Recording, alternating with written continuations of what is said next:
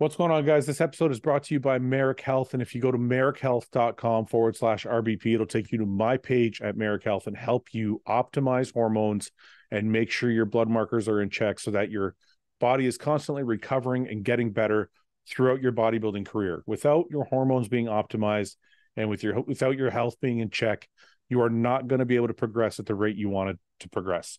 So I'm going to take you guys to the website so you can see what I'm talking about. This is marekhealth.com/RBP. This is my page. If you use code RBP, you're going to get some savings on either one of these panels. Now, the $120 panel is just the lab work. They're going to send it to you. You're going to have to decipher it yourself or have somebody you know decipher it. The better option, in my opinion, even though it's more expensive, is this lab panel here, because it's not just a checkup. You get a 25-minute lab review call with one of their professionals. Guys, I cannot tell you how important it is to have one of their professionals go through your blood work with you. Having a professional lab analyst look at your blood work is more important than just having a family doctor look at it who doesn't really know what they're looking at or what the different blood markers they've had checked off, what they're supposed to be, and how they relate to what we're trying to do in bodybuilding. Guys, please go to marekhealth.com/RBP, use my code RBP, get everything checked out and make sure that everything is running at an optimal level so you can keep growing and getting better in your bodybuilding careers.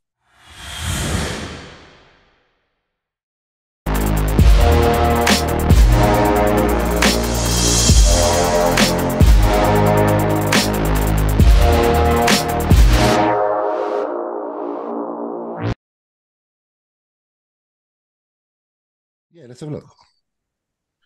Gentlemen, it's the Brits invade my podcast. What the fuck, man? I'm the only Canadian here. Well, actually, I'm kind of British. We're tied together. We're tied together a little bit. Well, because the Canada and the UK is kind of like connected. No, you speak the Queen's English, so it's okay. And actually, you know what's funny? When we were driving through Canada, it's like every town was like London or Kent or Windsor. Yeah. Yeah, I remember, Samson, we were driving back from Toronto, and you guys, I didn't even realize that, but all the little towns are named after Halifax. Halifax. Halifax. Yeah, they can't whenever I see that one, I'm themselves. Like, yeah. How are you guys? I missed you. I haven't talked to all you guys in a little while. I'm good. I just woke. I fell asleep next to the cat for the last 20 minutes, so I just woke up. Does your cat shed a ton or what? No, mine's not that. He is not really a shedder. You know, I'd like to spend more time with my cat, but he fucking sheds like crazy. So I'm like, get the fuck away from me. Yeah, get too much, gets in your throat and nose. No, my cat's all right. Fortunately, I have had cats that are worse, but yeah. James, what's going on? Fuck your cat. Ben's just like, fuck cats. Ben's mad because my cat pissed in his luggage. That's all. I know. Ben just don't like cats in general. Ben's happy to see the death of any cat. He's just not a cat. He's just not a cat man. Listen, any cat, if it was the size of a dog, is going to try and kill you. That's a fact. It would. I saw a fact the other day. Yeah. I saw a fact the other day. Apparently, when people pass like, I know you're good. I knew you. Yeah. Apparently, cats are the ones that eat their owners the quickest after they die versus dogs. Oh, that's just nasty. Yeah. So if you die in your house and you've got a cat, your cat is going to fucking eat you. Oh, yeah, that's for assholes. Yeah, I can see that. I can see that happening. Yeah. Whereas a dog will sit there and just be like, but wait a minute, but you're dead, so do you care? Like, don't you want your cat? I don't. I'm happy. Yeah, I don't want to be eaten by my cat. Yeah, but I'm like, I want my cat to live, so it's like it's gonna die. Yeah, but nobody eating me. Like, but it's got nothing else to eat because you're not there to feed it, so it's like it's gonna die. Yeah, go out for help or something. No. It's stuck in the house. It's locked in the house. Think about how long it would live if it could eat you, Samson. You feed that cat. You feed that cat for like a year. Oh, that's like you get them and they were like, man, what happened? Like, man, yeah, I died. My cat ate me. It's like how do you even leave that down? From like I suppose from like a spiritual side, it's like the closest thing to becoming one with your cat. Oh, you know? that's my idea of a nightmare. I wouldn't want that at all. Hey, you guys watch all these Nature is Metal channels and all this shit. What do you think? Sometimes. What do you think it would go for first? I'm thinking like the eyes. Oh. It's gonna pick in it. Because animals like your ears or something. Animals usually enter from the easiest entry points, right? So if you right? But you liver and the no, but I mean like dogs when they hunt, they'll usually go through the asshole, right? Really? Or the stomach. Yeah. Your dog's going through your asshole. No, no. Your like dog if is you want, peculiar. no, That's a weird place for a no. dog to go for, If you watch like wild dogs or hyenas hunt, they usually attack from the stomach or So they can turn it inside out, kind of the thing. easiest entry And point. then we go here. They go for the here, throat. right? They go for the No, throat. that's If it's usually alive, that's if it's No, alive. my dog does. Yeah. Samson, we got King Corsas. We go. Oh, wait a minute. No, Listen. yeah. He's good. His dog goes for the ass. That's a goes for the dog. I don't know. Listen, I'm telling you. Whereas we're teaching these, yeah. No, just listen. This is true. Listen, big cats will kill their prey before they eat it, so they go for the throat. But dogs will eat their prey alive, so they go through the easiest entry point. I've watched my dog. Why would the easiest entry point be your asshole? Grab his head. Because it's an opening. Because it's an opening. That's your mouth is an opening. But in your mouth, your nose, your ears, that's an opening. You don't go, roll over. I got to eat your ass. Let's look it up. Wait. Both of my dogs, the pit bull I had and the King Corso, when I've seen them attack other animals, it's been at the throat.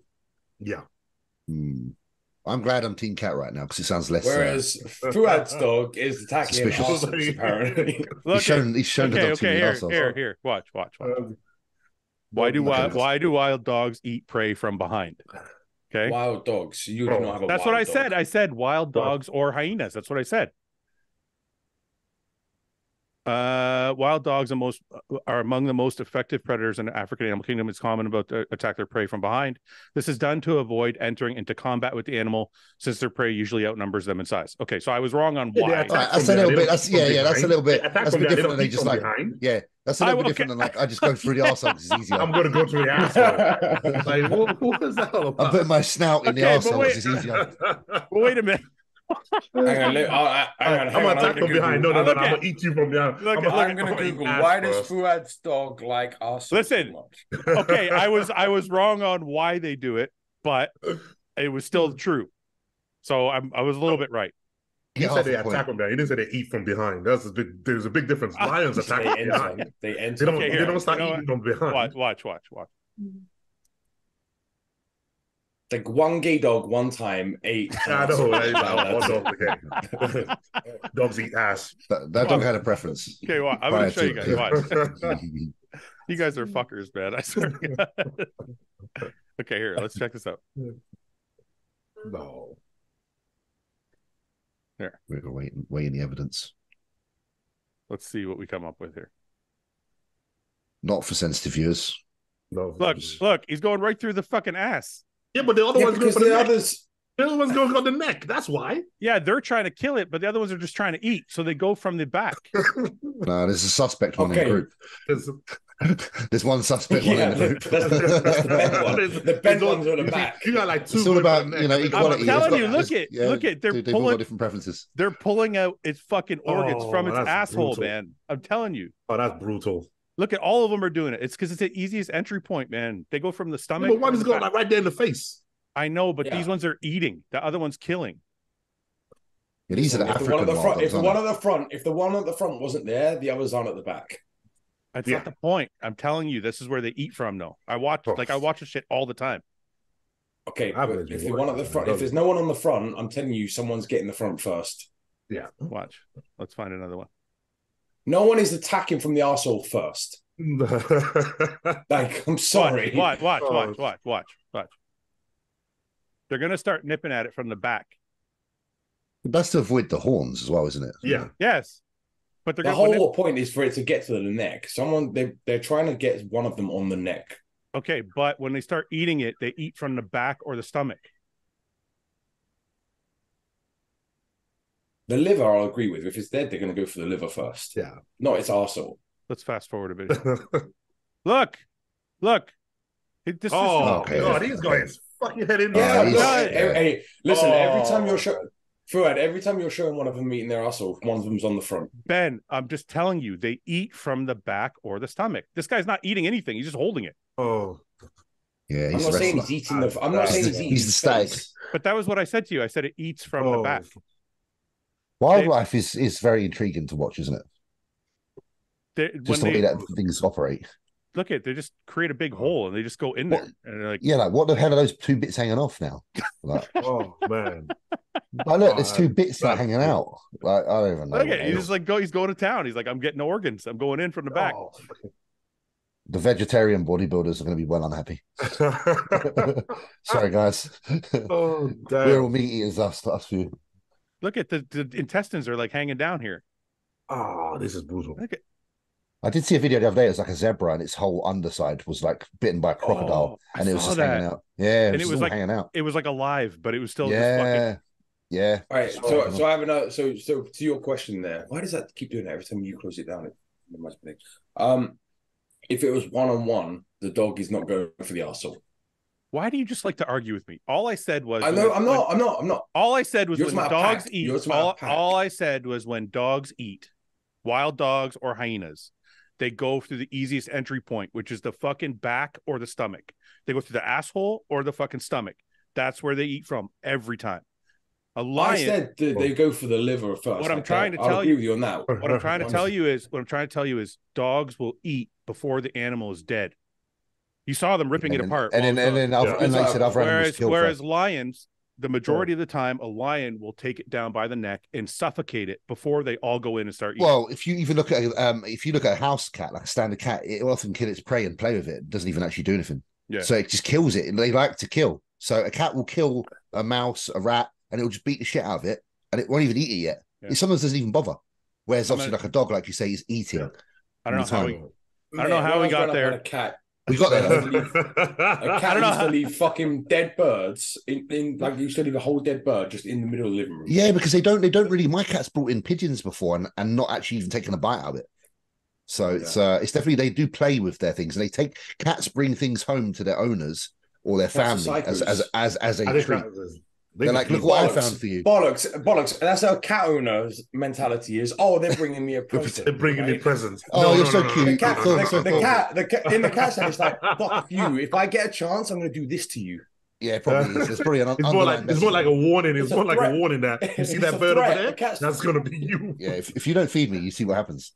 You could be. I don't know how we got there, but I'm going to get this fucking video is for sure going to get demonetized.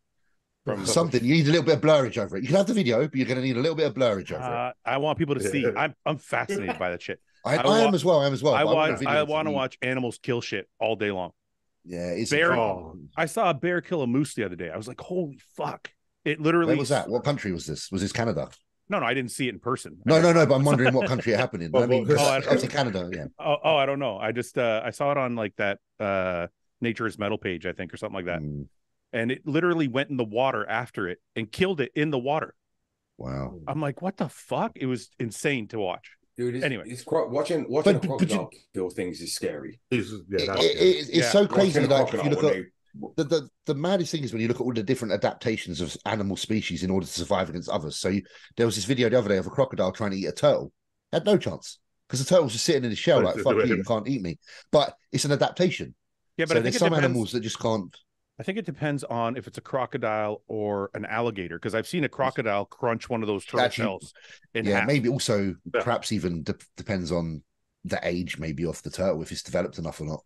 There it is. Look, you guys got to see this. Check this out. Oh, is this the turtle? No, this is the moose. Check this moose out. Look at this moose, and here's a bear over here. Oh, he's just coming over, charging. Holy shit. Man's coming, bro. Oh, man.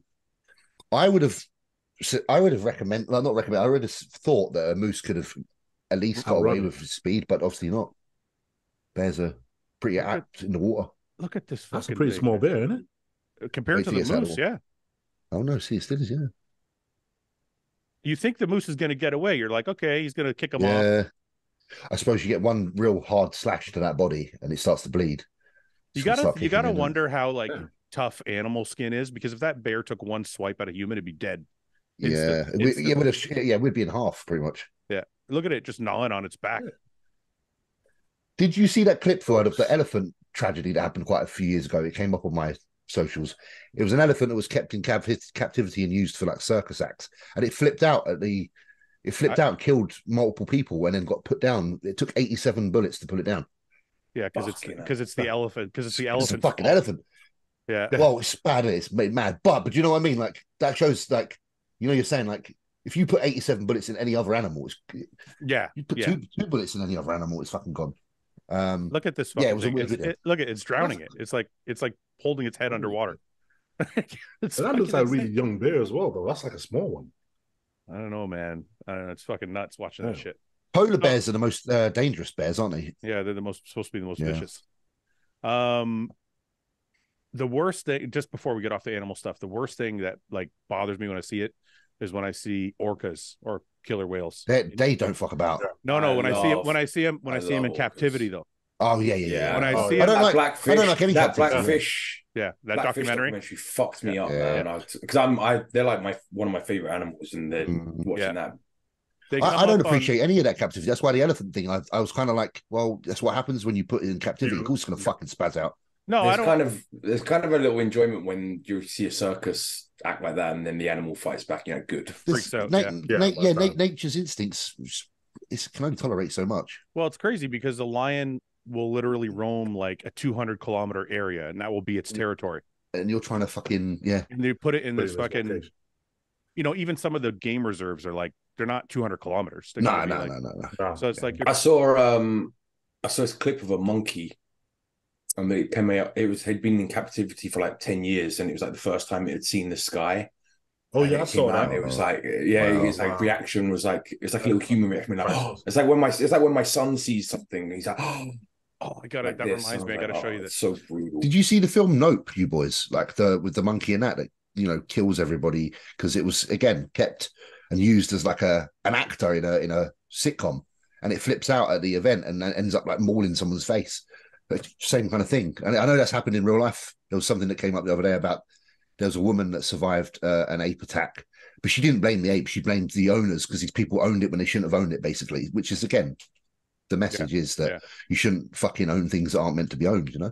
This is, I'm going to show you guys something that will make you think twice about eating burgers. You probably won't. You probably still eat burgers, but I just we'll see. This tripped me out. This tripped me out. I bet it's the paste. I bet it's the paste. Look at dairy cows see grass for the first time in 6 months.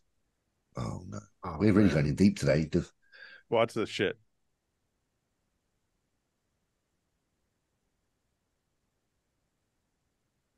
Oh my god! Look at them. Look at them. Watch. Look how much fun they're having. Look. You ever see a cow jump around like that? Oh, yeah. Man. So they released these from captivity. They would have like held to be. I guess it says first. By the way, why is that going to stop me eating burgers? These are cows. Because look how much fun they're. Look how much fun. These are dairy cows. Oh, they're only dairy. They don't. Yeah, but they're still going to kill them and make beef out of them, no? Or make burgers out of them. No? I honestly don't know how it all works. They don't use that. They were very naive. I won't lie. I don't know, man, but that's trippy. I've never seen like cows show excitement. Look at them. I'm still going to eat beef and drink milk. I do. You know, out of the four of us, I knew Ben was gonna be like, I don't give a fuck.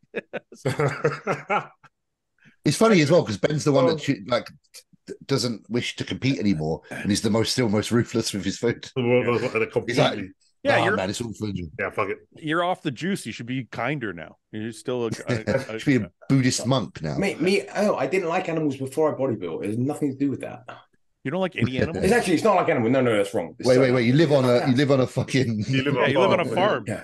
Don't like animals. Yeah, but I live in out in the sticks where farming is a big part of life here. You know, they raise. Don't get me wrong. Don't get me wrong.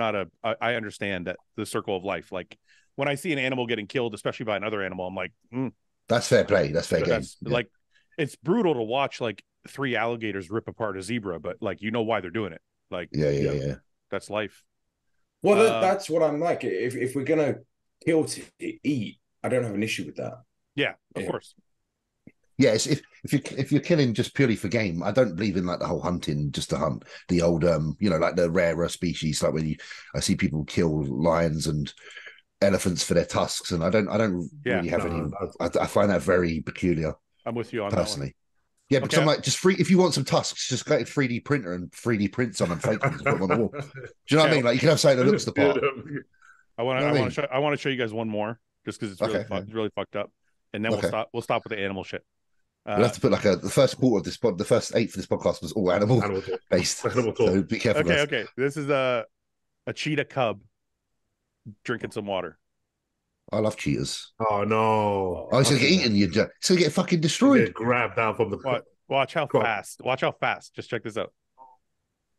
Old documentary on cheetahs actually, and there was a mother with the 2 cubs, and one of the cubs fell out of the tree and broke its spine. Oh. So it was walking along with its front legs, and the mother was they had to move, so they ended up, her and the other cub that was alright left it. Yep. And it was like just there, couldn't move. That's what he did. Just like licked it, say goodbye, and then buggered off. I was like, that's the worst. Yeah.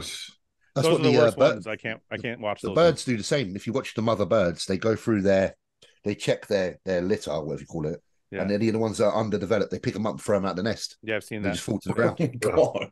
So they got 5 kids. They get rid of 2 or 3 of them.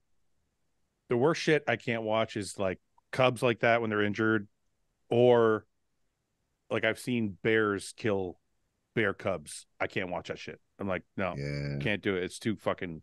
Lions do it too, right? A male lion. A male lion. Oh yeah. Another pride. Yeah. If he no. I've seen they can kill their own as well, right? I was always under the impression that a lion, if it comes into a pride that's not its own, it will kill all the cubs so that it can mate with the females again. Yeah. No, that is true. But I'm pretty sure I've seen some do it to their own as well. Yeah, probably. Anyway, enough animal shit. Sorry, that was guys. Intense. That was an intense start. I think that's as you're drinking. I love my dog. I think that's. I love my gay dog. I think that's the first time we've gone that hard on animal shit. I apologize to any viewers out there. I quite like that though. I quite like that we that was because that's obviously what you wanted to talk about, and you did. Do you know what I mean? It's honestly one of the things I'm like, I love to watch all the time. Who are these guys? Okay, guys, let's go to the North Americans. Paul's over there judging right now. These guys actually, I gotta say, and forgive me to any other competitors out there, but this is one of the better amateur shows I've seen. Yeah. It's like the competitors are really fucking good. So I just saw this video pop up. Are these the heavyweights super heavyweights? Yeah. Super heavyweights. These are super heavyweights. Yeah, very decent. Look very at this decent. guy. That's really good. The guy on the right reminds me of Rafa. Yeah. Rafa's back kind of development. This guy's got a great back. His legs could use a little bit more, but these are good. Both very good. Conditions good as well, especially the guy in the. What's North Americans is every weight class, right? I believe so. Yeah. Let's have a look from the side. Top 2 in the super heavy. I wish I knew their names. Oh wait, it's right here. Elias and Paul and Fonzo. I think we met Elias back up in Jersey. Yeah, but this is a good pose, but I feel like he's hitting it a little bit awkward. I don't know why he's not standing a little taller. Yeah, flex that arm, man. It's always better to flex the arm if you can. If you can't because you're so fucking big, fair enough. But flex that arm. It looks good though. His proportions are really good. Legs are really good.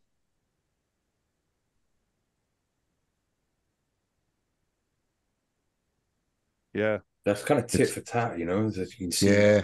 2 very nice shaped physiques. Different as well, though. I don't know who I would. Black guy's got. I don't know. Black guy's got a better tape. Got a nicer taper. I feel nicer overall shape, but Elias has more density to him. Is this? I'm assuming this is Fonzo. His legs look better from the front than the back. Yeah. Calves look good as well. Calves are actually superior.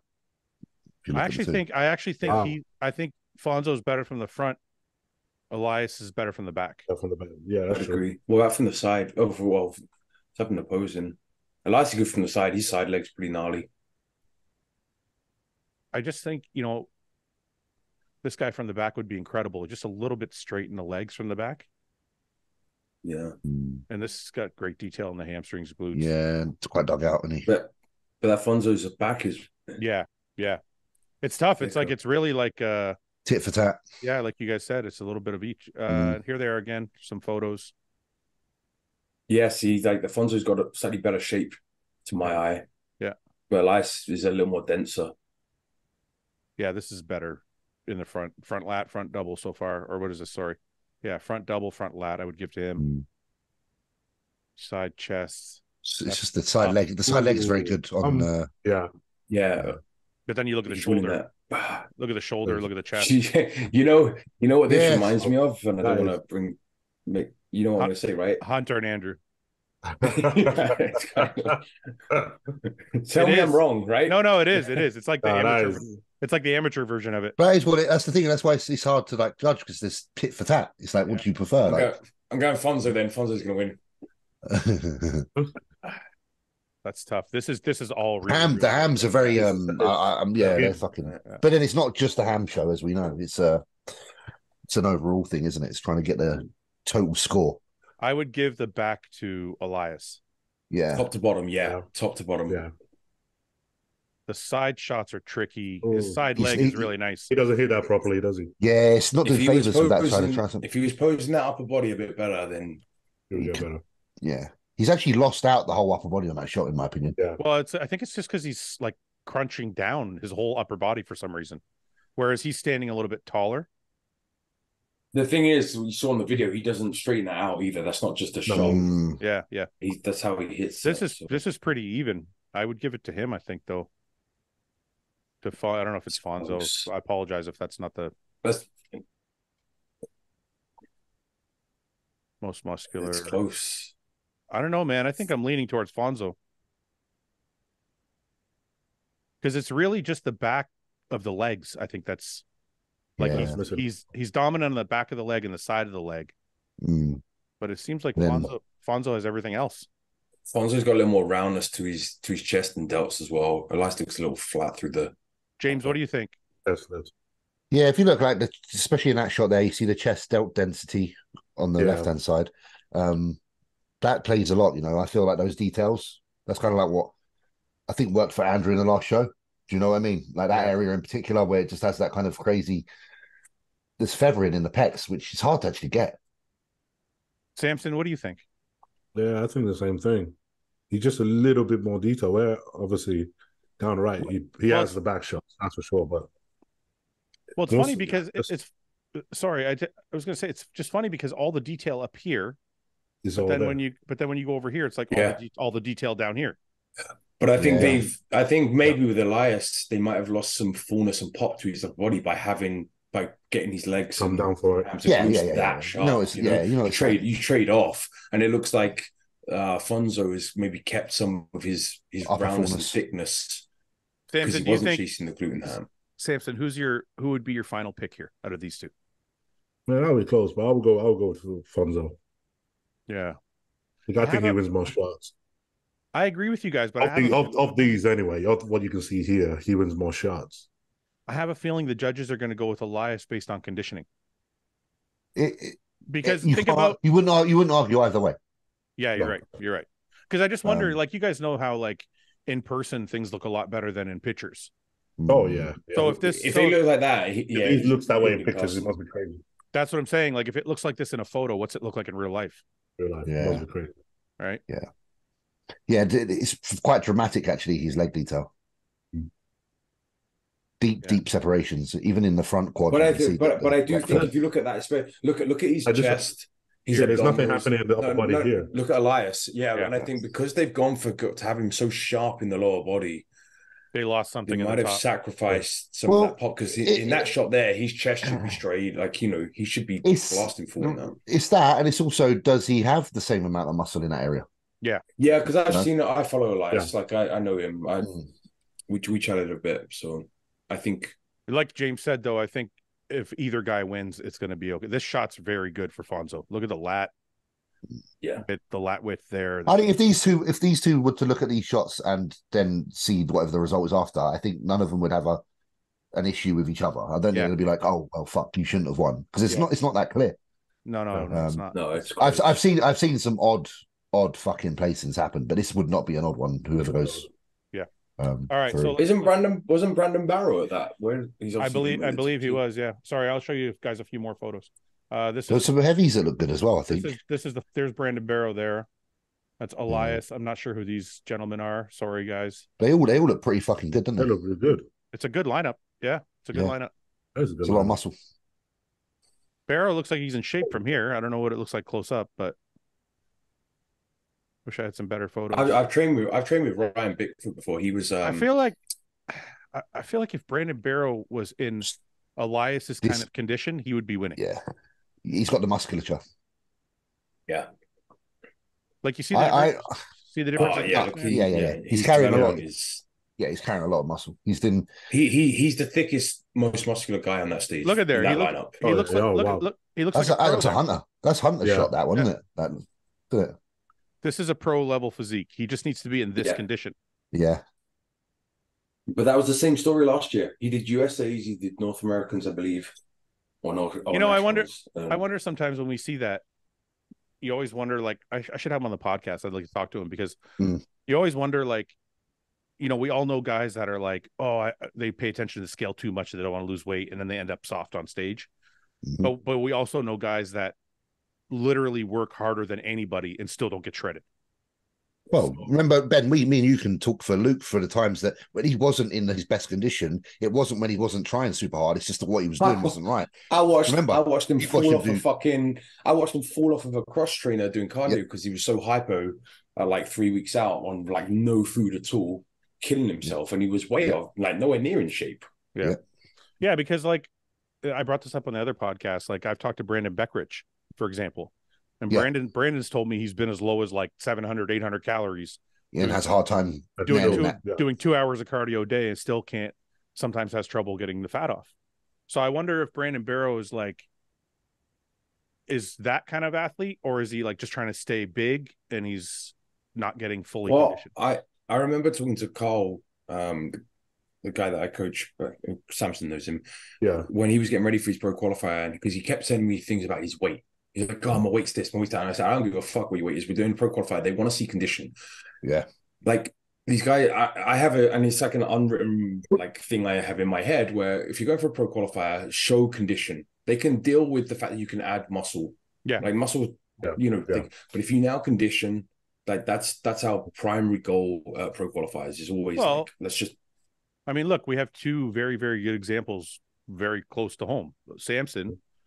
You guys stopped weighing yourself last year, like at 10 weeks out, I think, right? Yeah, because the thing is, because I know obviously in the past, I obviously used to get in my head and used to sort of make me sort of just, I don't know, not necessarily stop trying to get leaner. It just makes you feel a bit more self-conscious about the size. And you just get in your head. So we stopped that immediately because I'm like, okay, I feel better for not knowing. But at the same time, I do know that there are loads of guys, because people sort of think the idea, he doesn't want to lose size, so that's why he's not getting in condition. They think that that's what bodybuilders think like. It's not the case. Most guys are killing themselves. Yeah. And it's just not coming off. Yeah. And you get guys that'll do literally everything under the sun, but it just doesn't respond the same like that. So and it's not a lack of trying. So Samson, when you used to look at the scale, was it because like you had an idea in your mind at the beginning of your prep? Were you like, I'm going to be 280 on stage? Yeah. And then if it started to get close to 280, you get scared. You start to get scared. You're not going to be that. You're going to be too small. You're going to be, and then it starts to play with your mind a lot. And then you don't want to almost get flat. You don't want to almost stay flat and stay lean. Yeah. So that's end up getting to you, and you start feeling down about everything and feeling horrible. Like you're not going to look that good. Yeah. But at the same time, I know that was always one of the battles I had to deal with for most of my career. Is that mentally dealing with that. And the minute, I think it was 2021, where we was literally, I could feel we got to that stage where we were about 6 weeks out, and I was getting the same mental thing. And I just think, why the hell am I doing this? Why do I need to? Why does it matter? Why does it matter? And I was driving to the gym with Mel one day after having a pissed off day because I've lost too much weight. And I was just like, look, when I get home, taking batteries out of the scales, I don't want to know. Yeah. She's like, really? I was like, yeah. So I got home and I literally took the battery out and chucked it in the bin. I was like, okay, here we go. Let's find out what happens. And it really makes a massive difference. When that's awesome. Can I ask that's very helpful as well. That's very helpful to hear from from our standpoint as well. If you're getting any sort of emotional response from the number on the scale, put it away. Put it away. Can I ask you this question, Samson? When you took the scale away, is that figurative, or were you still weighing yourself and like not looking? I took it away. No, like I took it away. Like, but you never got on scale and like Mel would send it to Milos. Nope, literally nothing. It literally got to the point where the only point I could actually know, so I could have a gauge for the previous year, or the next time I compete to know how much I put on or not, is literally a few days before the show. Yeah. I'll stand up. Even then, I didn't want to know. I'm like, okay, tell me after the show. Because you get in your head, you get in your own head, you can't help it. You're like, man, I can't believe I lost that much. Even though you look great, you're still gonna be like, I can't believe I lost that much. So I know how he always played in my mind. So it was like, okay, I know that it always happens. I've tried to fight it for years. It always happens. So I'm like, best way to do it is don't look. And as soon as I do that, I just find prep just feels a lot better when I don't have to pressurize myself in it. And then my coach learned from that as well, because he's like, well, I can just see the changes that happen. I don't need to monitor in numbers, but I can see it and look at you and see where the drastic changes happen, how you're coming down, and that'll be good enough.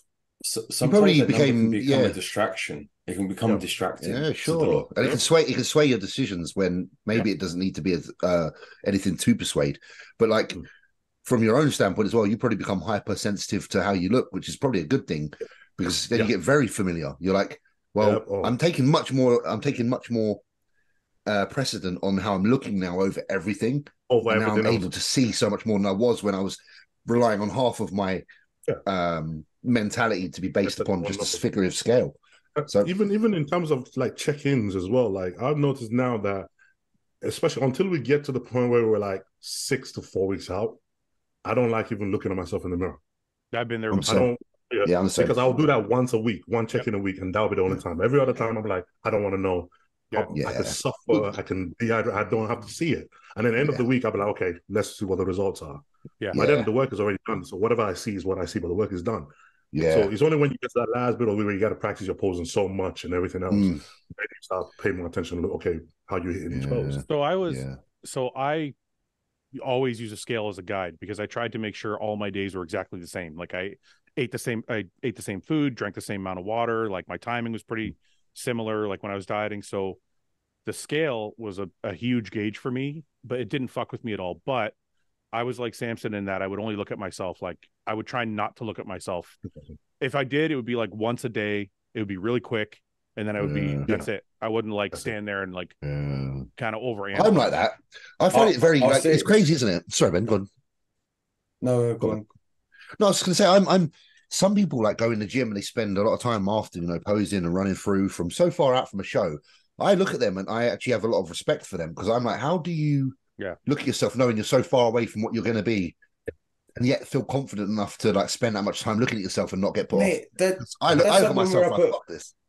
Dude, we were up at Bev's gym and we did that little seminar thing, and then you had these kids coming up posing in front of Samson. I'm like, you guys have like, how the fuck? I wouldn't even think, like, no way. I said this, and we're going to take a look at Kennedy in a minute, because we got off the track on the North Americans, but I was showing a video of Kennedy posing in a posing room, and he looks like a little bit a smaller version of Samson. Like he looks like a freak. And there's a kid you can see in the mirror. There's a kid like next to him. Yeah, you can't see him in the shot, but you can see him in the mirror. There's a kid next to him. Looks like he weighs like $140.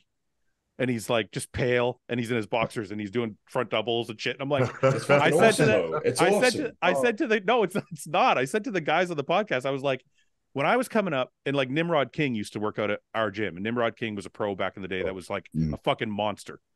When Nim was there, you didn't wear a tank top, you didn't pose, you didn't. It's like, because he's a freak, and you're like this little chump. You're like, but so what? Like the kid's just doing his thing and learning, Like I think that's good. I think it's he's not trying to show off. I think it's mentality, man. Honestly, I think it's mentality, because because I know for me, when I was kind of coming up and everything, I see bigger guys in the gym. I'm like, shit, I ain't standing next to him. Not because I don't think good of myself or anything, but I know I'm competitive as hell. And I know me standing there and seeing that is going to piss me off. So I'm like, I'm just not going to do it. I'm not now. Wait for him to go away. Wait for all this stuff before you do it. Well, some guys have the they just don't care. My thing with Samson was always that I felt like, and it's an animal kingdom, and I'm in the lion's den, and he's the lion, and I'm not going to fuck around in his space. So for me, it's like so I always was like very respectful of being around certain professionals, because I'm like, well, that's just how, because I'm like that. I'm just that's how I interpreted it. And I'm still like that now, even around people who, because I don't even realize any of my own accomplishments to what degree I've had. I still be around people that I look at and I consider very good, and I don't want to show what I've got. What's going on, guys? Today's podcast is brought to you by Bashmouth from bashmouth.com. And as you guys know, I have been partnered with them for quite a while now. The energy gum market is growing, and they are killing it. They've changed their packaging to this resealable bag that people seem to really love. Throw it in your gym bag, throw it in the office, throw it in your car. Wherever you're going to need a shot of energy, this is where you're going to leave it. I'm going to show you guys the website really quick. If you go to bashmouth.com and use code RBP. You get 10% off. Just go to shop. There's free shipping on orders over $30, as you can see here. If you go to shop, you can get a sample bag, you can get a stick, you can get a full box, you get what you need, and now you can get bags too. But they have all this merchandise as well. Just use code RBP at checkout and get 10% off. Guys, check out Bashmouth Gum. If you need an energy boost, this is the way to go. Back to the North Americans. I want to show this. I think this one is a pretty clear cut, but I want to see what you guys think. This is Ken and Jamal. Well, they both look good as well. Top two in the heavyweights, but I personally think Ken is just more complete. He's just rounder, looks more like a pro to me. Ken on the left, is it? Yeah, this is Kennedy. Yeah, he's very. Look, he's leg thick density. Man, to be fair, Jamal's good as well, but they're both good. To be fair, it's a very good top two again. I feel like this is definitely more of like an IFB. Jamal, a little bit light on the tricep there versus. Well, and Ken's back sinks a little bit lower here. I don't know if it's because he's arching his upper back more, but looks like Ken's back is a little bit more complete. Jamal looks like he's slightly turned there as well. Yeah. But his legs look a lot like, look at thickness and detail in the legs, the hamstrings. Yes. I don't know. I thought this one was pretty clear cut. Yeah, he's just got like, again, within the same weight category, but he's got a lot more musculature on what is there, in my opinion. Yeah. And I think that just especially in that shot, shows, especially in that spread, especially you can see the thickness, the legs are touching, the fucking density from front to back. Look at that tricep. See striations. Jamal is very good. Yeah. Look at that. But that's why you can see that. That's a very good shot for Kennedy, and probably not a great one for Jamal. Look at that. That's a great shot. That's a great shot. That's a fucking really nice physique. Really, really nice lines. He reminds me a little bit of like Brandon Ray.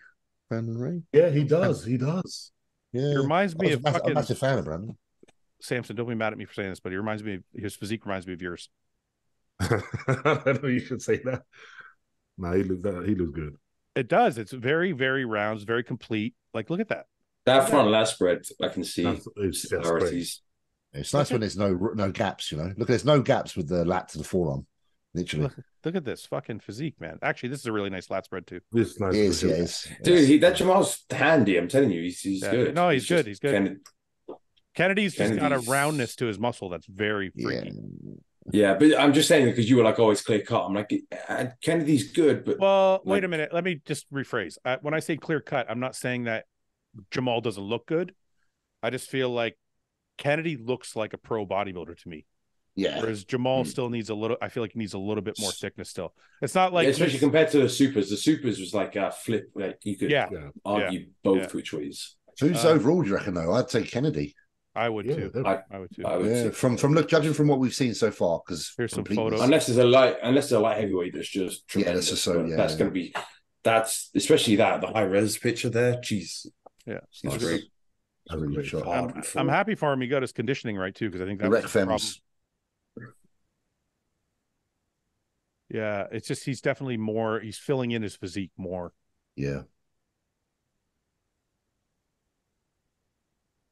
I wonder how close that Jamal is to that weight cap, because I would say his frame needs more tissue on it.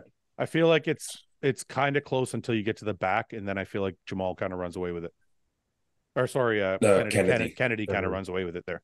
Like this is really really nice. The thickness of his lower body and the detail is like pretty fucking crazy. Goes a long way in a back double bicep, doesn't it? Having those thick lower body. It's the lat spread, especially. You can see the thickness here, musculature. The difference in their physiques. Yeah, he's actually got a nice sheen to his skin tone as well. Yeah, it's like there's just a polish to it, which is like not something you see all the time on a darker fella. But I don't know, it's got like a good pop. Do you know what I mean? Yeah. Sometimes you get a bit too washed out, but there's a good. Yeah, but he's done there. When Denise uses super dark on the black bodybuilders, I get so mad, especially if it's against one of my guys, because I'm like, it's cheating. I'm like, motherfucker. Yeah, I mean, Samson, you know this stuff. Dark. That super dark is just fucking magic. Whatever they've done there is a really good balance. It's weird. The light heavies don't seem like light heavy. Usually light heavies at a national level show are the best shaped category. Yeah, this one's like the... Still, look at the calves on the fella in the red shorts. No, there's a lot of there's a lot of muscle here, but the shape doesn't feel great. And because normally they're the prettiest. Yeah. You know, technically speaking. No, I got Kennedy taking this overall. I think so too. Anyway, I'd say so. It's a good show. Let's see if there's anything new put up real quick. And these front lat spreads really good. These are more of the same. That's Fonzo. All right. So, do we all agree Kennedy looks like the overall? I think so. From what we've just seen. All right. The other news we have is the Italy show is coming up. And Flex Pro. Bad news is Vtio is out, because I was really looking forward to seeing him compete. So you could. It's a weird one with that. I don't know how that. Yeah, I don't know how that works. Is it because he's Russian? Because he can fly to the States, but he can't fly to Europe. That's I saw that. Normally not the case. It's the Russian thing, isn't it? Right now, kind of works out. Kind of works out for him though, because he's having a kid in like 2 weeks, so it's kind of works out for him. No, because I think in his statement he said his wife was due in like 15 days or something like that. Wow. So, I mean, he looks good. He looks good.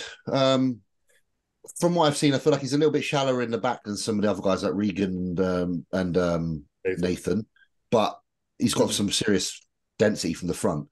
And again, it's just pictures, so I can't really, he's got good shape. So the guys on Bro Chat aren't overly impressed with Vtio, whereas I am extremely impressed by Vtio. Vito's got a lot of good positive things going on with his physique. Ben, you're less impressed? Yeah, I mean, I fucking get you every time I say something like that. There's fucking shit on by a million people. Wait. We'll give it context. You're less impressed in terms of what? Like compared to what? Initially, in terms of like the internet hype, I'm like, well, I always say steady on until you see on their own. Yeah, these guys on their own, and these guys on amateur stages. Yeah. But I know that he's structurally smaller than a lot of the big guys, right? He is. He's not that tall. It's kind of a similar thing, and Carlos Jr. is going to be a handful for sure. But it's that same thing. He has all that roundness and that muscle, but he doesn't have that overwhelming structure. Let me ask you this: how would have Carlos done in Texas if he was shredded? Oh, better for sure. Not better than third. Because what was he got third? He wouldn't have beat Hunter. He wouldn't have beat Hunter. No, but he would have looked better. He would have looked better. So hang on, what would Carlos have done if he'd turned up looking better? He would have still got third. Third, yeah. Okay. So do you think he would have been third? Do I think what? Me. Do you think he would have remained in third if he was in Carlos top notch condition? I think so. I think he would have been because his back development. That's just me. I was just going to say only because of the back. But Vtio has the same thing. Yeah, that's why I know. I think he's better from the back than Carlos. Here, check it out. No. I'm not saying he's not better than Carlos from the front, but I'm saying of his physique, his back is still lagging compared to how impressive he is in some of his front shots, the side shots. Then he turns to the back, and you go, "Oh, it doesn't match up." It's not. Honestly, it's not that far behind. It's more of a posing thing for him. Like I saw his back lat spread, and he does this weird thing where he's like, his hands are really low, and he's almost like hunched down instead of being like up and out. Sometimes I get fooled by Instagram. I'm extremely impressed by him. I think he's a fucking freak, and I think it's going to be really interesting to see him next to guys on stage. Like this is wild. You're not going to get to see him next to. This is the thing, right? Yeah. The big boys like Regan. That's why I would have until they stand next to the big boys. I don't rate Instagram pictures. I just don't. Yeah, that's where I see the weakness. So filtered as well. You can't rate it at all. Yeah, you just can't, because structurally you don't know what it looks like standing next to a big guy. Density, everything, size. You don't know until they stand next to somebody that you can relate them to. And I'm always saying, like, guys that just turn pro, until they stand next to veteran, you don't really know how good they are. Listen, they always get showed up. Hold on. I'm not saying he's a top 5 Olympian. That's not. No, but that's not what I'm saying. I'm saying, let's say, here, I'll give you an example. Let's say the New York, right? Tonio won New York, and then Ross won California, I believe. Yeah. Yeah. Does he beat either of those guys? No. You don't think so? No. Because you cannot see density in pictures. Tonio and Ross are dense. You don't think he's dense? Veterans, they're dense. No. I don't think he has that density. Tonio's pretty popping. I genuinely don't think he has it. Really? I think because Tonio's on Instagram. This is what Instagram does. Nasty. I'm not saying he would beat Tonio for sure or Ross. I just do think I think he's. It's around that area. You feel like in his places. Yes. Yeah. I think he's in that same category. I think he will struggle with them. Really? Yeah. I don't think he struggles. I think it's a good competition. Do you know that he's about Tonio's size, right? He's not much taller than Tonio. I think he's thicker though in some areas. I think his back. I don't think so. I think Tonio's back puts him ahead of Vtio. For now. But I don't think the roundness and density of Tonio is more when Tonio walked out at Legion, especially he was like, Legion, Tonio's very impressive. Yeah, he was very impressive. He was like, wow. Yeah. No, I'll give you that. But like when you say there's no density, and then I look at this, I don't say he doesn't. There is no density. I just say he doesn't have that pro density yet, because I know for a fact that Instagram photos, you can't until they stand next to somebody valuable. You can't rate them like that. I'm going to say this. You make the mistake of always doing that based off Instagram. Yeah. I'll bet you he looks nothing like this on stage. Yeah, I can bet you that 100%. I'll take that bet. These two have got their they're sure. I don't know what I thought. Because what was that? Relevant experience have taught us that. What's that, Samson? Experience have taught us that time and time again. You have somebody doing their pro debut, and we expect so much from them, and they stand next to a pro, and he's like, "Holy crap!" Okay. Oh, but wait a minute. Let's take this year for example. We saw Tonio's photos leading up to New York, and then he delivered. Yeah. We saw. Wait, Tonio wasn't the pro debut. Tonio is a veteran. Tonio not his debut. Did the Olympia. Stop. Yeah. I didn't say it was his debut. I said, when you see people's photos leading up to a show, sometimes they deliver. Yeah. Right? Well, we saw Tonio's. Just hear me out. We saw Tonio's photos leading up to New York, and he looked just as good on stage as he looked leading up to. We saw Ross's photos leading up to California, and he looked just as good on stage as he looked leading up to it. Right? We saw Justin's photos leading up to Chicago. He looked the same on stage as he looked in his photos. Like this, it's not that insane. Like Carlos's photos, even Carlos, we saw his lead up photos and we're like, he's not really in shape. Ended up looking exactly on stage like he looked. We're not talking about being in shape or not. We're not talking about being in shape or not, because you can look at someone's photo and go, okay, they're gonna be in shape, and you can tell. It's whether you have the muscularity that you said. Density, muscularity. No, I know, but see that in photos. What I'm saying is, all the guys I mentioned when they got on stage, it was similar to what I expected to see. Like I told Ben when Carlos did Texas, I said he's probably. But remember, you've seen these guys on stage before. No, so Carlos I had never seen. Carlos I had never seen before. Right, I saw him at a guest posting. You saw him watch his pro card last year against Justin. Well, yeah, I mean, we all watched him when he won the nationals, right? Yeah, but we've seen him on stage before. Yeah, but we've so seen you can sort of that you can sort of see, okay, his height, his density. Yeah, but I've seen Vtio on stage when he got his pro card too. Against who? Next to who? Next to who? There was a couple good guys that he beat. And I was just saying, no, but who did Carlos beat? Justin. I'm saying Justin. You know, Justin was 200. Justin was 200. Justin. Yeah, but you can get perspective because you can get perspective in terms of training with him, his density, everything. Justin was 215 pounds then. It wasn't even like that's not even the same thing. Yeah, but based off improvements through that, you can sort of guess. Okay, right. He looks like he's put on more size. If he looked like that before, if he's put on more size, he can. I suppose you can only expect more. Yeah, but I can do that. But I can expect more from that. Wait a minute. I can do the same thing with Vtio. I seen him on stage get his pro card, and I can only assume he's gotten bigger. I mean, you guys are talking like it's like you have nobody to compare him to. Yeah, but I had nobody to compare Carlos to because the Justin he beat is not the same Justin that's now. Well, you know Justin and Carlos. You've seen them together. You've seen Justin in the flesh.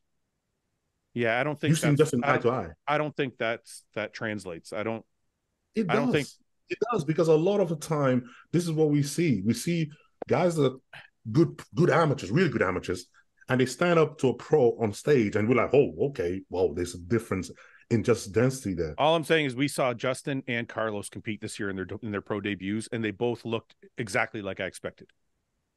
There wasn't any shock to either one of them. Carlos, after seeing his leading up photos, I was like, okay, he's probably not going to get in the proper shape he needs to be. And Hunter and Andrew are top 10 Olympians, so most likely he's going to be behind them. That's what happened. And then Justin, the same thing. We're like, okay, he's not going to be the size he wanted to be, but he's still got great shape, and that's what ended up on stage.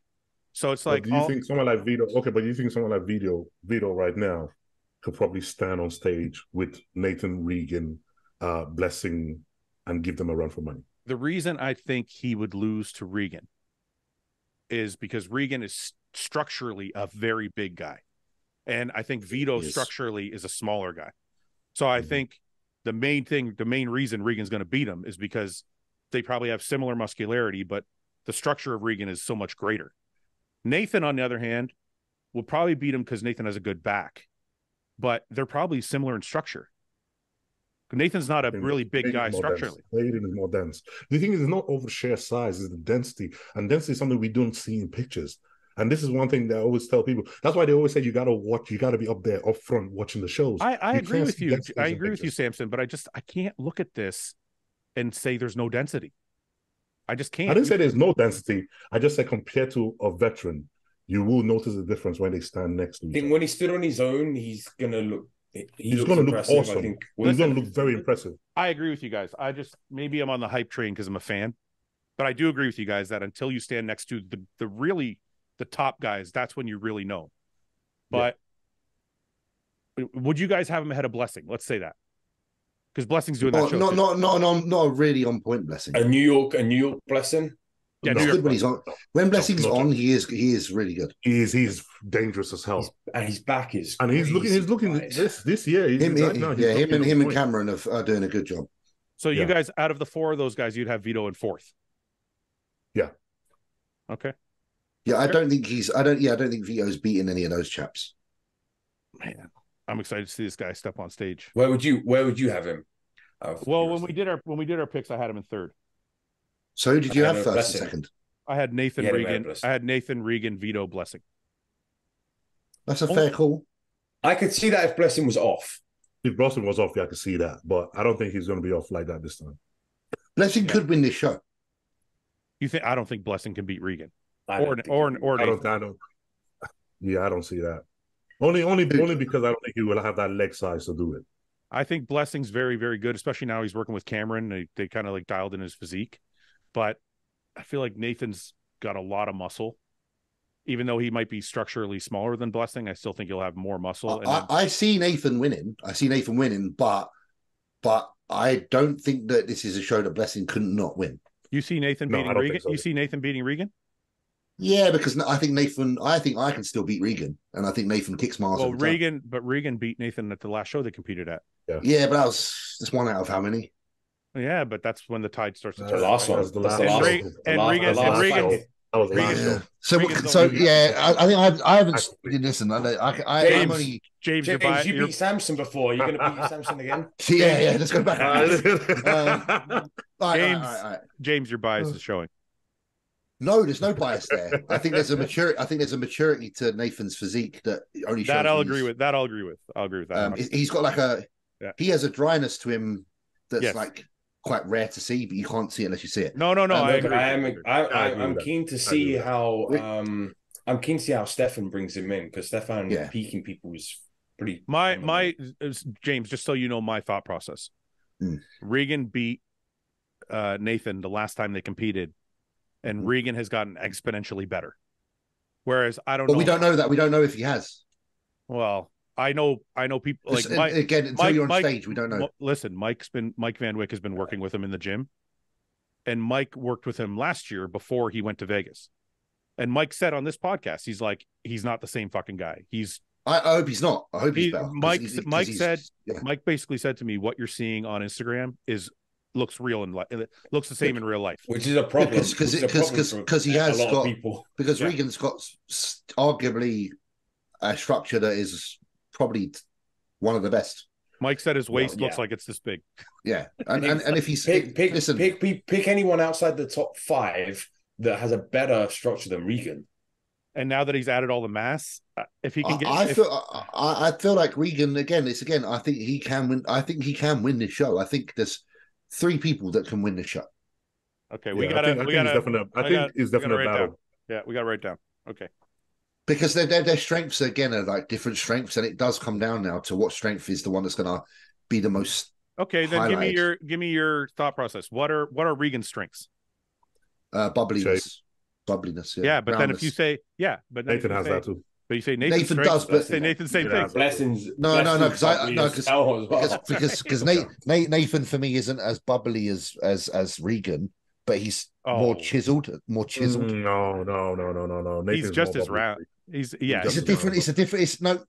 more angular. Blessing is round as fuck as well. Regan is like every muscle in his body is like it does this. That's how Nathan is. Yeah, that's how Nathan is. No, Nathan's is a bit more like jagged, a bit like hard. They're not the same. They're not the same. Round as hell. I would say Samson, you're rounder than Nathan. You're rounder than Nathan. Yeah, but Nathan is still very round. Nathan's like kind of a mixture of the two, and I think I think what James trying to say is he's drier, so it doesn't give the same appearance. Yeah, but he's muscle. He has more of a dry roundness to his muscle. Yeah. I feel like he has like a anime cartoon character, like Goku kind of. There's some. He has got some straight lines in his physique, but they're good. Okay. Yeah. Like, I'm trying to explain myself. So you think that angular condition is going to outweigh all of Regan's strengths? If Regan isn't dry as a bone, you can. Yeah. I don't think Regan has to be. It's like we talked about this on the last podcast, and Paul was saying, because Paul's a judge, and he was describing that there's certain physiques that don't have to be 100% shredded to win. Yeah. And we brought up like Andrew, Samson, Regan. I think Regan's one of those guys that his shape and muscularity separation will carry. I agree. Yeah. And if that is the case and he wins like that, then it will set a precedent going forward, and he'll win everything he does. But I think if that happens, I think Samson and Andrew have already set that precedent, because Andrew wasn't. But for Regan, that precedent has been set in himself yet. No, I know. But if you think about it, like Andrew wasn't as shredded as Hunter. He was close, but not as peeled. But I think the shape and muscularity carried him over. Mm-hmm. And then the same thing, Samson wasn't as shredded as Nick at the Arnold, but Samson was carried over because for sure. Look, dude, if you took a prime Justin Compton, in my opinion, that would have been like smoking pretty much 9 out of 10 shows, because I was all about that structure, that roundness. Yeah, but that's what I'm saying is I think Regan with the added muscle and his shape, he doesn't have to be as hard as Nathan to beat him. I think what it is though, you have to hope, like when you're not genetically as bubbly or round as someone structurally as Regan. Yeah. So I can only speak from myself and my own. I know, like, I have to talk from where am I coming from. Mm-hmm. Yeah, and the only way I've beaten someone like Regan before is by being the best of what you can bring. So you have to have some. You have to have some self-support. So I suppose my approach is that. But I feel like I familiarize with Nathan more. James, I agree with you, but you have to remember one thing. I think you still have, if you're going to beat somebody based on condition, I think you still have to be of the same structure and muscularity. Right, like I'll give you an example. Like, I think Rami is the same size as Samson, right? So right, Samson's got prettier shape. Rami maybe gets harder. Now you have a battle, right? But Nick structurally was much smaller than Samson, so no matter how hard he was, the judges still picked Samson. And he was He could have been sure, but then I also so that's what I'm saying when it comes to Nathan. And like the biggest thing for me is the biggest contributing factor of good physique is balance. Yes. Yeah. So like upper lower body disparities need to not be apparent. Right. Rami's wheels are too big, his arms are too small, unfortunately. Right. And then you've got Samson, who's got like the proportions that are all mapped out. So then that's another factor. So now we're looking at proportions as well. No, there's a lot of factors. I'm just trying to speak from a macro view. So who has the best proportions? Hang on, James, to your point then, Regan has a better symmetry and balance than Nathan does. That's true. That's what I'm asking you. That do you feel that he has better proportions? Yeah. Take his silhouette. Just take the silhouettes, for instance, and straight off the bat, Regan's. So you think like upper lower body, hamstring to quad, I'll ask you. Lat insertion, and I'll ask you, James. What is Regan missing? Like fuck all, really? Right? It's like really. Like if he thickens up his limbs a little bit, he goes a little bit higher at the Olympia, right? Regan's not missing much at all, right? And neither is Nathan. No, and then it's just now going to come down to, all right. Like I say, structurally, Regan is the most superior person entering the show. The only way Nathan the only way Nathan beats Regan, in my opinion, is if his condition is so out of this world. It needs to be bonkers. Yeah. It needs to. It needs to be the Stephan's trademark. Yeah. Nathan and Stephan together. That's why I'm interested. But you take that first front double right off the bat. He's playing catch up right away. You think so? But remember this. Do you remember what Nathan fucking looked like when he won New York? Wait a minute. Fucking absurd that was as well. Let's go back to that. You think Regan's front double destroys Nathan's?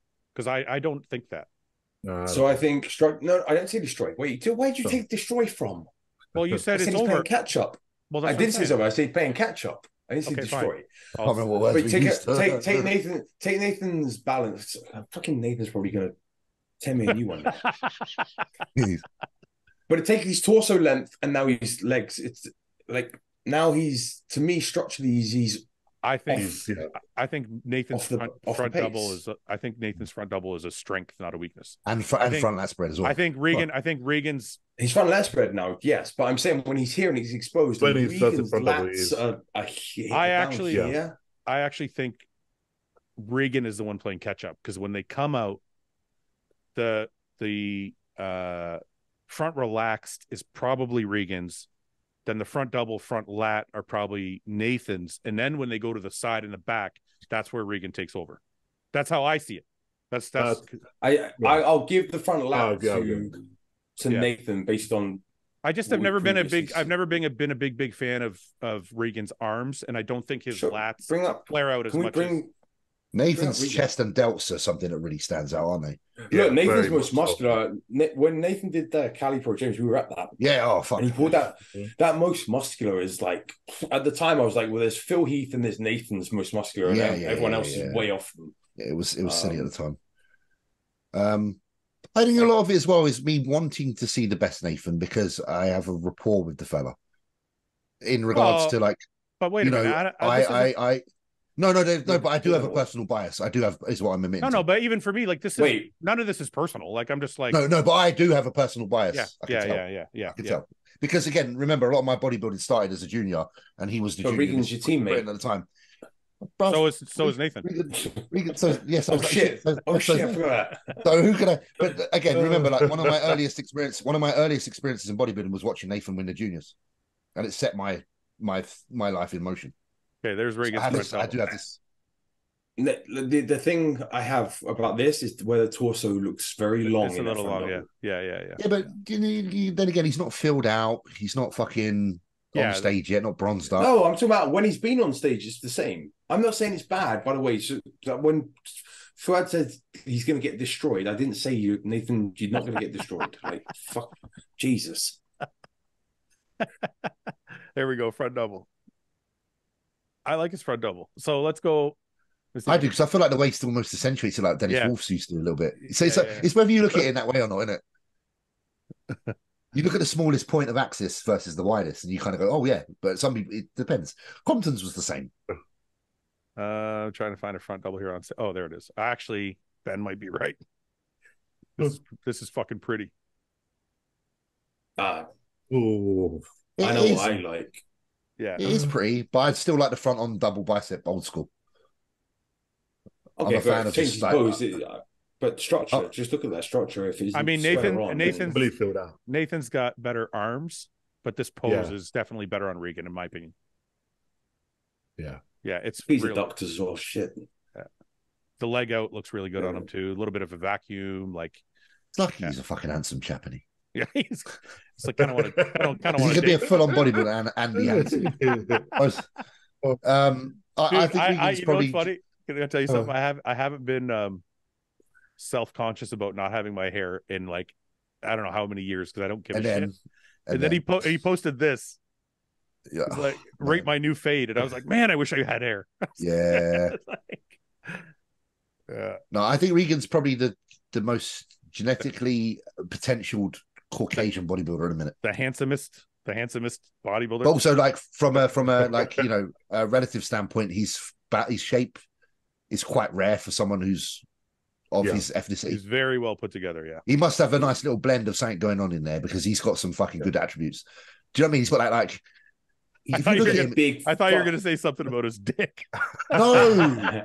But like, he's one of those guys that in the back of your head, you're like, I bet he's got a small dick.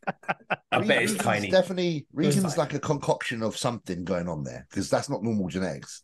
Well, you think you're funny, James? Well. James, you think all white guys have the same shape? No, I don't. But there's definitely some. He's got like a.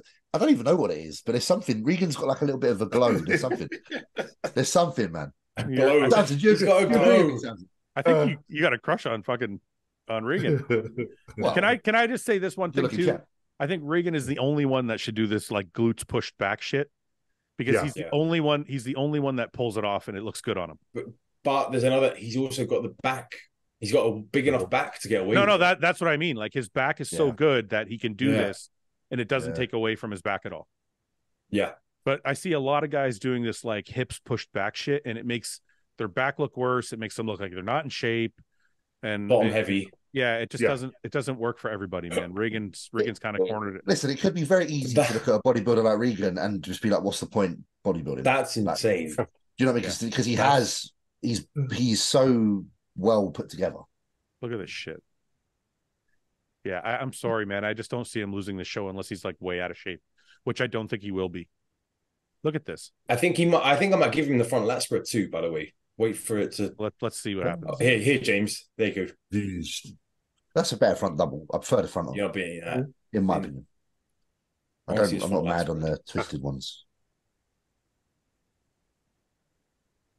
That looks really good. Look at his shoulders. Hard to beat. Fuck. Like, okay. Fouad, do you want to go back to talking about they come out and they go front relaxed, and then who are you giving these front two poses to? I'm excited. I think they're going to be very comparable. Yeah, Ben, I think you might be right. They're both going to be really nice. The fun thing is a few of the even Blessing in those shots is going to look pretty nice. They're all going to look good in those shots. At least your top three are going to look good in that shot. So when you get that shot of the James, have you ever been? Like, wow. It's a good James, have you ever been next to Regan? Yeah. He's a fucking. I think he's going to be a lot bigger than the rest of them. The three of us were stood. James, you remember that Olympia, the last your last Olympia? We were backstage. It was me, you, and Regan back there. And I'm not sure. Yeah, he's like here on me, but he's also 6'1". The fucker's here, and his clavicles are like this fucking wide. Regan's a big guy. That's why every time I've competed against him, I've had to I know that I have to do what Nathan's got to do in this show. Yeah, you need to come in with some sort of granular physique because you're not going to outdo him on width and of structure. You can't. You just can't. And now he's got the size to stand with that structure. He's filled in a lot. You kind of have to hope that Regan comes in a little bit off. You know what I mean? Like as a competitor, that's just the way it is. You have to hope he doesn't get his ducks in a row, and you do. So I'll pull the same shit I did with Vtio as a bodybuilding fan, because a lot of my insight comes from being a fan too. So I don't know. Sometimes it's not always 100%, but as a fan, I can't wait for Regan to put it together, because I've seen Regan compete since he was a junior, his second fucking show, man. Watching him as an amateur, I remember watching him come up. And he would hit a side chest, and he always had that hamstring drop. I was like, who the fuck is that kid? Yeah. And so it's kind of like you've been everybody. And I remember even Jay saying that this is got to go back 5 or 10 years. I can't remember. But Jay said one time, Regan is one of the only guys with potential to be Mr. Olympia. Yeah. I've heard Jay say that a few times about Regan. And it's I think we're all just waiting for him to put it together. So it's it's really cool to see if he's finally. Samson's I'm not waiting for him to put it together. Well, wait a minute here. Let's be real. He's still not Samson. Sounds like he's still playing catch up. Fuck off. I don't mean that. We're not going that high. But I'm just saying at this show, it would be nice to see him kind of dominate. I'll be surprised if he doesn't win Italy. No. I think it is very likely. I think what will happen now. My thing is this. if they go round for round for a long while, DEASHA don't fade. You don't fade. Dave don't fade on stage.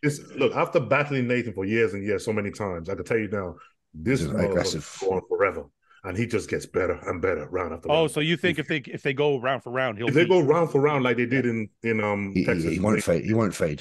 Yeah, he won't fade. Nathan just has the ability to go round after round after round all day, and nothing happens. Yeah, but Regan has to be able to do. I mean, I'm hoping he's going through his post. Hey, so you need to get ahead straight away, don't you? You need to get ahead straight away. You need to get ahead, and you need to stay ahead and not fade, because what they're going to do with them, especially being so many top guys in the show, good names. They're going to put you guys through hell. And you know that they're going to put those three. You know they're going to put those three through fucking rounds. He better be ready doing that. Every time they go to call you guys, they're going to put you through at least 4 or 5 rounds.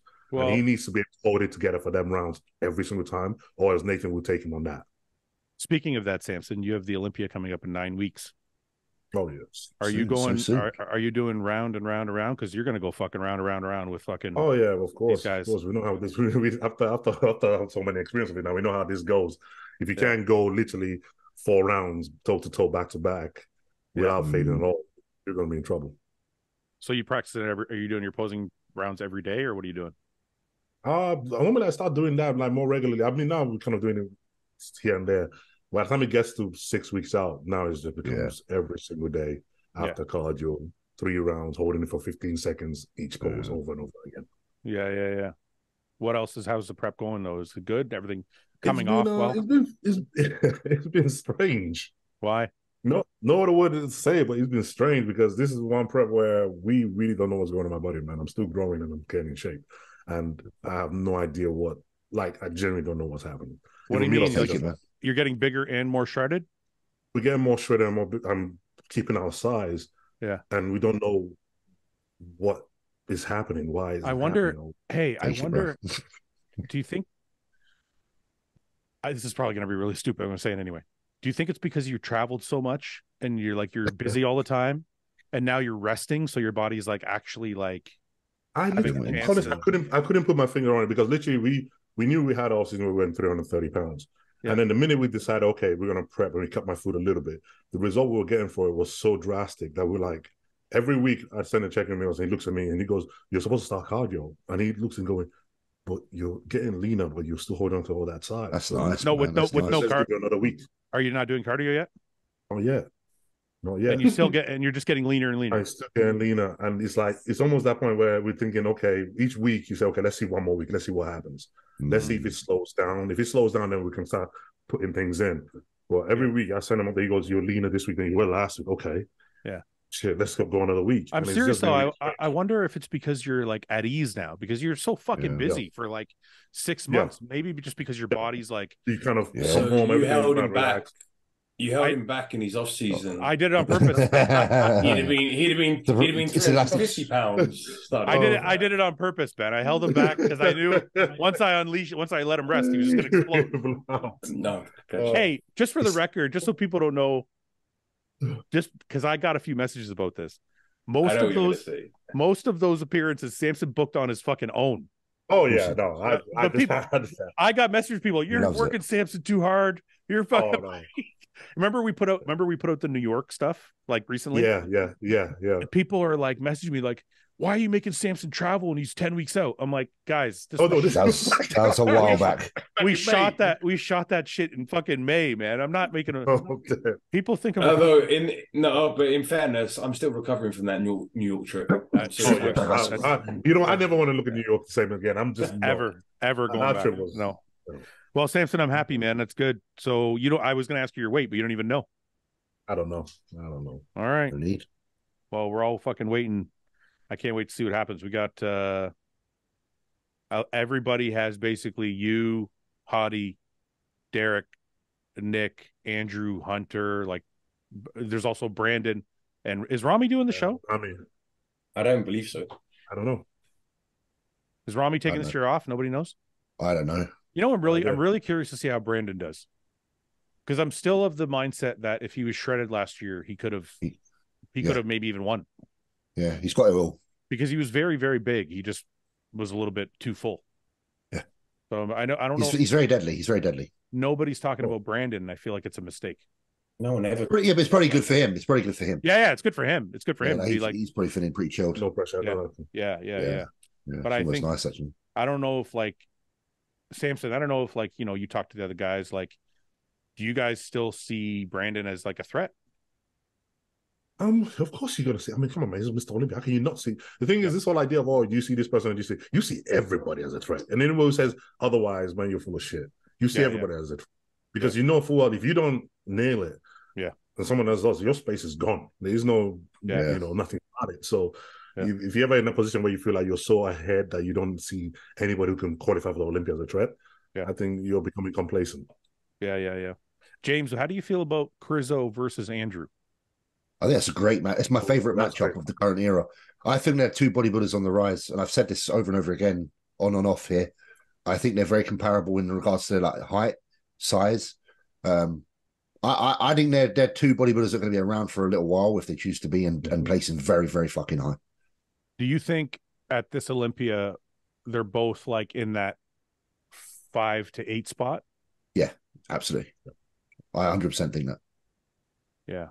So Crizzo, I think Crizzo is more dangerous than people allow to. I think Crizzo was 12th last year, right? With or 13th. What was? Yeah, and I think that was their way of being like, it's your first Olympia. You could have been higher.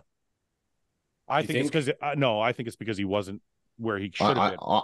I think he could have been 2 or 3 places higher. From what I saw in the flesh, because I was there. I wasn't there, so I won't argue. I just think the way he showed up at this last show, the last show, that's deserving of a higher. So if that comes to the Olympia, then that's definitely moving up a few spots. Like he's a very dangerous man in regards to that physical. I'm still confused about. Sorry, Bonac and Brandeo both off the board, right? Yeah. So therefore that opens that up straight away. Yeah, but I feel like Regan will fill in Brandau's spot, if not higher. And then you just have Bonac. You think it'd be higher? Bonac said I just mean that second call out's going to be fucking nasty. It's going to be really, really, really tough. I think I'm curious to see. So we saw Hunter next to Andrew, and it was a very close competition. Andrew edged him out, but I don't think it was he didn't definite. Like it could change. What's frustrating about that is that even the high quality pictures, they don't translate as when you're sat there. I said this to Paul. I said, They never do though. No, but I said this to Paul. I said, I think it's the white guys. It's so here's the thing. If you take, I was there, right?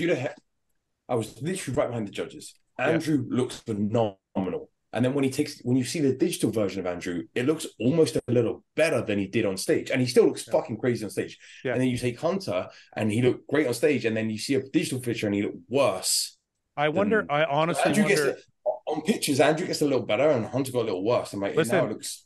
I know, like, you guys think I was joking, but I wasn't. I actually think it's a skin tone thing, because if you look at Ross, Ian, Hunter, all 3 of them looked better in person. And then people say that about Justin too. All of them looked better in person than they looked in photos. Yeah. But all the black guys look great in photos. So I wonder if it's a skin tone thing. Capture better on just the camera is more not favorable. I think it's just the camera that favors you, because some cameras you're so dark that it sort of washes you out. Oh, that way too. Yeah. It could go either way. This is what I was saying about this Ken guy earlier, like how he's got it spot on whatever he's done. Yeah. Yeah, I don't know. I was just trying to figure it out, because I'm like, Ian goes through this all the time, and Hunter goes through it too, where they're like in shape, but in photos they don't look like they're in shape. And then I think it's a density thing, man. I always keep going, because photos and video, they never show that, especially when you go front on camera. You never see that. Because I see Ian, I see Hunter in real life, and you're like, what the fuck? These guys are dense. But you can look at all their photos all day and their pictures all day, and you'd be like, okay, you can see width, but you can't see density. You don't see 3D. You don't see 3D. Yeah. And that's why, the judges keep telling people that, look, unless you're sitting right there, you don't know what you're seeing. And people never had it. And we always say, look, unless you in the show, you go to a show and you watch it and see for yourself, you don't know what we're talking about. But density never come across. Well, I remember in that group chat during prejudging, I saw like you guys, and Ian was like, "Oh, Andrew's come out and like dominating on the live stream, and I'm like, I'm telling you now, this is not a domination by any fucking stretch. Yeah. In fact, the first 2 rounds of posing, and I had it this way, and then Tyler Mannion told me afterwards. He said the same thing. If we'd have stopped judging after 2 rounds, Hunter would have won the show. Yeah, I was like, well, I heard from a few people that were in Texas that it was like it could have gone either way. Yeah. Okay, well, I'm curious to see. Before we get off the Olympia topic, I just want to say, like, because that's why I brought up like Andrew and Hunter, Hunter, Crizzo, Ian, Regan. I'm curious of that group of guys and how they're going to spread out at the Olympia. Yeah, because those are the guys I see in the 5, 6 to 10 spot. Mm-hmm. So I'm curious how that's going to shake out. Well, you can have 1 or 2 of those in the top, even 4th or 3rd, I think, depending. Like, so say, because you right off the bat, you've got who the top 4 you're saying. You've got Hadi, Samson, Derek, and Nick. Well, there's also Brandon Curry. I know. I'm saying I said 4, right? And then you've got Brandon would be that 5th, but he could slip out, and you could have Andrew, Hunter, Crizzo coming in and now pushing, say, Nick, or if one of them slightly off. Like, I'm pretty set on that top 5 in my head. I think that's going to be the top 5. I don't think Brandon's going to slip out of the top 5. I could see it happening. I could see it happening for sure. I'm not saying it's like but I'm like, if I had to bet money, that would be my top 5. I think 3 people that will be in the top 5 repetitively very soon will be the 3 taller fellas, which will be Samson, Crizzo, and Andrew. And I think they'll be floating in that top group over the next. Yeah, I think they're going to start dominating. I'll take that bet. I think they're going to start dominating, and then fitting in the other captions up to everybody else. You know why I don't think that's true? Because Samson's a taller guy, but Samson has filled in his physique. I don't think Crizzo and Andrew have filled in their physiques the same way Samson has. No, but I still think they could be in that same place in the Olympia. Not saying they can beat Samson, but I think Samson can lead the charge off the tall fellas, and then the tall fellas start taking over. I think me and you should bet. I'll say, because I think the shorter divisive. I think by next Olympia, you're going to see Crizzo, Samson, and Andrew filling out 3 of the top 5 spots. Well, that's a different thing you just said. No, it's not. That's what I see coming. That's a different thing. You just said you moved it to the 5th. Now, before you said the top 3. No, he said no. He said 3 of the top 5. He said the top 5. Oh, okay. He said 3. No. I see 3. So there'll be 2 other people. See, the thing is this about taller guys that haven't filled in their physiques. The shorter guys like Derek and Nick and Hadi expose those gaps. For now, the reason Samson doesn't lose to them is because he doesn't have those gaps, whereas Crizzo and Andrew still do. Yeah, but that's how long for? Is what I'm trying to say. What about Regan? I'm saying I'll take Regan over Crizzo potentially. Potentially, I could see that. Yeah. The only problem is Crizzo's fucking arms are gigantic. They're ridiculous, and that's one of the things Regan needs is a little bit more arms. Crizzo's got good everything except glutes. And I think his leg. I think his legs and back could be bigger to match his. They could, but they're not. They're not. They're not unacceptable. I'm going to say Regan. I'm going to say Regan places ahead of Crizzo at the Olympia this year. That'll be an interesting matchup. That'll be interesting. There you go. I'm committing to that one. That's where I'm going. That's a good one. That's a good one. It's tough, but it's a good one. I think if Crizzo comes in like he did when he won, was it Prague? Yeah, I don't know what show he won. Yeah. I think that's anywhere between that's 6th or 8th. 6th. Well, no. Be more specific. Do you think if Regan wins and makes it to the Olympia, do you think Crizzo will? He beats Crizzo. Regan? Do you think which one? I think Crizzo will place a spot or 2 higher than Regan. Yeah. Oh. Huh. Sorry, Regan. Samson, what do you think? Prove me wrong. I don't. Regan's more complete. Regan's more complete, but sometimes freak factor can. Yeah, I feel like the freak factor. This is why I'm like, Hunter was more complete than Andrew, and Andrew. Sometimes freak factor pushes you over. It pushes you ahead. Yeah. I think there's an era. I think big freaks that are in good shape that aren't too disproportionate are going to start taking over. I love talking. Well, about it's do you know what? No, you know what it is. It's not their big freaks. They're big, pretty freaks. They are. That's what I mean. And now, you can't tell me that like Crizzo's most muscular isn't pretty. It's not, but it's not. It's James. It's not in the same world as Samson. No, but I didn't say any of them are beating Samson. Yeah, but you keep grouping them together like all the tall guys are the same, and they're not. Yeah, because someone's got to lead the charge. No, but Samson's king of the taller guys. There's levels. Samson's king. There's levels. King of the taller guys. Samson, and then there's Samson, and then you've got his minions behind him. Is what I'm trying to say. How many fucking fans are going to be pissed off at this conversation? No. I'm just saying. I think there's going to be. I just think that the tall guys who are filling out there, because you can't tell me that Crizzo hasn't done a fucking good job of filling out. James, listen, James, I will agree with you 1,000% that if Andrew and Crizzo fill in the gaps, they're going to take over. Oh yeah, look, you take it. There's no way you could take a guy. Yeah, just go ahead. A big complete guy versus a short complete guy. The big guy's winning. Yes, every time. I think so. I think so. Yeah, every time. And again, I'd like to see that. I'd like to see, I'd like to see our current Mr. Olympia. Not current, but I'd like to see Samson become Mr. Olympia, and then I'd like to see him challenged by other couple of big guys. It's just like this big man battle. I'd like to see an Olympia. You know what's weird is bodybuilding criteria and social acceptance are usually never in line. You know what I'm saying? Like if you showed somebody a bodybuilding show, you said, "Who do you want to look like?"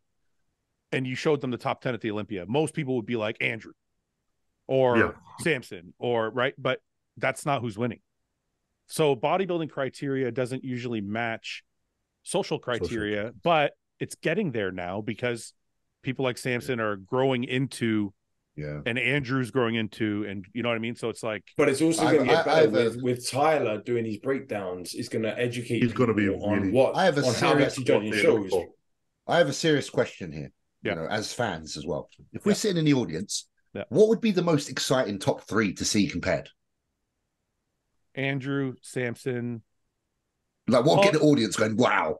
Well, wait, there's 2. That's 2 of them right there. Listen, I like, in your vein, the way you're talking, Andrew or James, I like Nick, Hottie, Derek, because they're of the same structure. And then I would like to see Samson, Andrew, and then we need a third. Yeah, Regan. We got that's 2. That's what I see. Actually, those first 3, those first 3, I would like to see Brandon in that group too, with Hottie, Nick, Derek, and Brandon. So I see that like that, that Hottie, Nick, Derek, and then I see the Samson. I see Samson, Andrew, and Crizzo, and I feel like as a spectator watching from the audience, I would be more hyped about the big boys. Do you think Crizzo is there with those 2? He's getting I feel like it's the same. No, but he's the best of what is of that nature. I don't think so. I think if we were talking about the 3 that are the most similar, Ben would be right. It would be Regan. I don't know if Regan's got the polish yet that they have. He's the same polish. height. 10 weeks. He's the same height. The same he might be. muscularity. Listen, it's all down to the show. Regan, you're my mate. Come in, smash it. It doesn't sound like he's your mate. You've been hating. Well, I can't let him fucking walk all over me, can I? Fuck you have Nathan above him, and now you got Crizzo above him. No, because I, as a fan of bodybuilding, and if I was looking at a fucking poster, and I see Crizzo on it, I'm more blown away by Crizzo than I am by Regan. I don't know about that. Okay, but I get that. Think about it. If I want a poster in my fucking my bathroom and have a little fucking oh hello James, it's Regan in a pair of jeans. James, because he's so fucking handsome. Think about it business wise. Yeah, but I'm not thinking about business. I'm not thinking about business. I'm thinking about purely from an audience. And fan, right? Regan's got a massive following. People want to see him on stage, and he's got the same height and structure as Andrew and Samson. So you see these he's not as big as 6 footers, and he's not as big as Samson. How do you say he's not as big as Andrew? Why not? Because he's not as big as Samson and Andrew. Well, I'm not saying Andrew's not as big as Samson. Andrew's not as big as Samson. No, but Regan's not as big as Andrew, let alone Samson's. It's not. I don't think he's far behind. I'm the same height as Regan. No, Regan's taller than me. He's not. He's not. Regan and me are the same. Regan's taller than me. Regan's 5'11". No, he's not. He's not. No, he's not. No, he's not. He's over 6 foot. 6 foot. 6'1". Regan's 5'11". Because I know Regan's taller than me. I don't know if he is, bro. He's at least he's taller than me because I stood next to him, and I know. So he's just hunching over. That was the highest. That was the highest I've ever seen James's voice go. Listen. I swear, Regan's 5'11". Someone text Regan. Regan, that's text Regan. Ask him. How tall are you? Regan. Let me see. Let's see. Now, because when we did this with Sergio fucking lied and got me in the shit for it. Regan, if you forget this, how tall are you? Are you 5'11" or are you taller? You're going to say 6 foot now. I just text him. Yeah, because see if he gets back. He'll get back to you first. Well, I don't care who gets back to you first. Let's just find out. He'll get back to you first because he hasn't checked my messages. But wait a minute. Even if he's 5'11", Samson's 5'11". It's still the same. Like it's the same thing. Samson just looks bigger though. Well, Samson is bigger. He's got more muscle. Exactly. There's more. But it's a different thing. Why do you think Crizzo matches up so well? Just proportions, the arms being freaky and that. Like Samson's got freaky arms, freaky. It's the freakiness. It's just these freak things. Freak factor, isn't it? I just find Crizzo I find Crizzo just has everything that a freaky bodybuilder has. I don't think Crizzo would match up as well from the back with Samson, Andrew, and I don't think his legs would match up as well with either one of them either. No, then he'd get beat, but it would be such a cool comparison. 5'11", 3/4. Told you, 5'11". 3/4. 5'11", 3/4. 3/4. Told you 5'11". Samson, you've just got shorter. Are you serious? Man, shorter, man, I gotta go recheck my height because I know I'm 5'11", between 5'11" and 6 foot. I think me, you, and him are like literally like we're literally like you just fucking. I think you've just got so big and wide, you look shorter than you are. You've just forgotten how tall you are. He said 5'11", 3/4. Well, I think he's taller than that. He said he's just shy of. I swear. He said just shy of 6 foot because that's where he measured in classic. Okay, so here's the thing. Things in his shoes, ask him what he weighs because Andrew's got to be around 270, but he's 6'2". So if Regan's around 270 and he's 5'11", he's now the bigger man. Yeah. Again, like I say, then Regan win this show. This is a message direct for you. Win this fucking Effect show, and then I want to see you compared with Andrew and Samson. Okay, as a body, James, as a bodybuilding fan, it would be exciting to see Crizzo next to Samson and Andrew for sure. But I think bodybuilding criteria wise, the better competition would be Regan, Samson, Andrew. I still think Samson beats both of them, but Andrew and Regan are closer in criteria. Who so far has delivered a better package to the bodybuilding stage out of Regan and Crizzo? Well, Regan's about to. Who has? Come on, Crizzo. That's why I'm mentioning Crizzo. Yeah, right but now, Regan's about to in like 2 weeks. Yeah, he is about to, but it hasn't happened yet. So I'm just I've got all so next time. So next time we're on the podcast. Right now we can't judge that. I can only judge based off the Crizzo we saw that won his pro show this year. That was fucking outstanding. He was good. He was outstanding. He was very good. The Andrew that we saw just win his show was just fucking outstanding. And our Arnold Classic champ Samson was outstanding. Yeah, but they're very, very different outstandings. Samson is better for sure. I'm not saying he's not. Andrew is much better than Crizzo. And then I just want to see big, outstanding bodybuilders get compared. Let me ask you this: who's better, Crizzo or Andrew? Right now, I think Andrew's still dominant, but I think Crizzo still has some stronger body parts than Andrew. I don't think that's even up for debate. Yeah, I don't think so either. I wouldn't. But I like bodybuilding, so there's things I like about Crizzo that Andrew doesn't have. Yeah, but it's sitting as a judge. I'm not a judge. I'm looking at excitement. I'm looking at mate. They're going to hit. So now judge. They're going to hit the most muscular. Put your judge's hat on. And you're judge's comparing. Hat on. Andrew's not. You can't beat Andrew mostly because he's so proportionate. Okay, that's all. I'm just trying to figure out where you're. But I'm also a fan. So you know what you know what I also noticed when you say "but," you always say it 3 times. But. That's like but. I don't know why I do that. But I just like again, shit. You put it in my fucking mouth. But that is where Andrew and Samson are like ahead of pretty much everyone. Is proportion. Yeah, the thing is, if Andrew fills out his physique a little bit more, then he'll be on Samson's level. A little bit more. Yeah, he needs more in the limbs in the back. No one's touching Samson's quads and hamstrings. The circumference of your legs. No one's touching that. Yeah. All right, let's do a few questions. We've been on for a couple hours, but we owe it to them to do like 3 or 4. Got passionate there. Sorry, guys. Got really passionate. Yeah, I like today. There's a lot of debate. That's cool, though. We as a group, we have not argued this much in a while. I like it. You know why I sound like today? I sound very anti-short people. I'm sorry. Yeah, you sound very anti like public.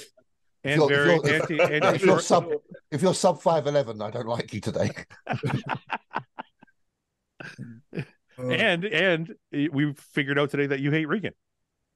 I don't. Yeah. Regan, I used to play Warzone with Regan, and now he doesn't come on no more. I'm just joking. I don't think anybody. He beat you at Warzone. That's me and him were about the same at Warzone actually. Okay. I promise. Let's do this knockout like a few quick ones. When was the last time you guys binged, and what did you binge on? Pizza. Cornbread. Bread? Cornbread. Oh, cornbread. Fucking love cornbread. I made my own cornbread and then I end up making another one. It's good. Samson? Sorry, I don't know when I last binged. Actually, I would say when I was in Texas. IHOP? Ben's. What was it? Ben's. Oh, you had cornbread of mine as well. Yeah, remember they had a barbecue cornbread. I tried cornbread for the first time. Never had it before. Very sweet. Did you get the sweet one? Did you have the Swedish one? Oh no, it was like the normal bread one. I don't think it wasn't sweet, but they had two. But it was awesome. James, I still have that Sir Strumming or whatever the fuck it's called. Oh, don't binge on that. Don't binge on that. I'm gonna bring it when I come to the UK. We're gonna open it and do it together. Oh god, dude! The last time I was at yours, it was by your bar. Like it's still there. It's still there. Yeah. I saw it and I didn't want to mention it. I'm not even gonna remind him that's there because fuck that. Yeah, man. That shit's rough. I had a bad binge at Fouad's when we were there last. Oh yeah, I totally ruined. Ben showed up at my house and he was like fish and rice, egg whites, and by the time he left, he was like eating just everything in sight. Yeah, you're like, what the fuck are you doing? Ice cream. No, this fat fuck orders, and then like there'd be a knock on the door, and he's like, "Oh, that's a delivery."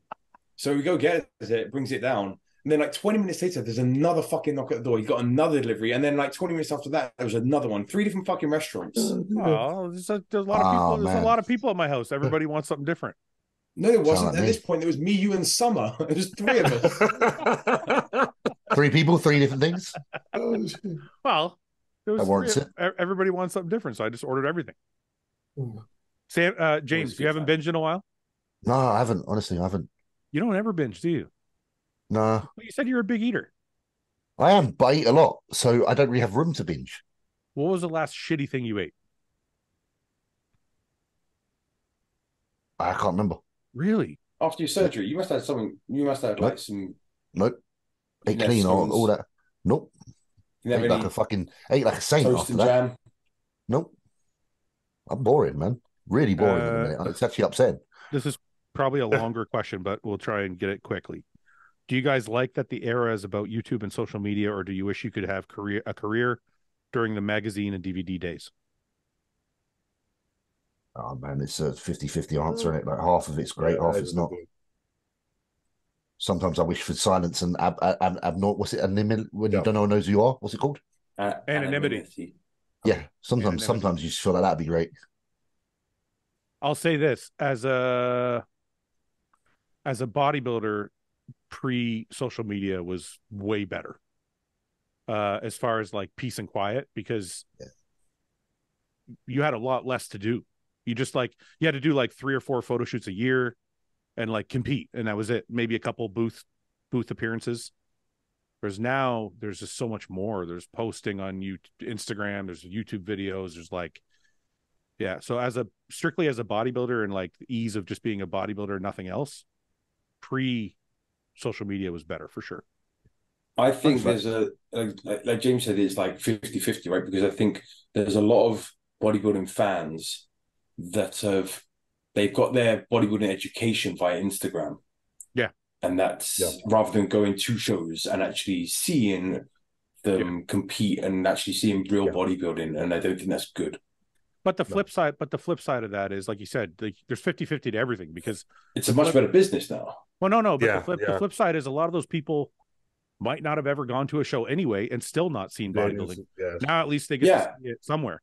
So yeah, but they have. But then they're like, I don't know. I guess the bitter part of me is like, well, Yeah, but they have an opinion now where they wouldn't have an opinion at all, but now their opinion's wrong or Yeah, but skewed or I think whatever.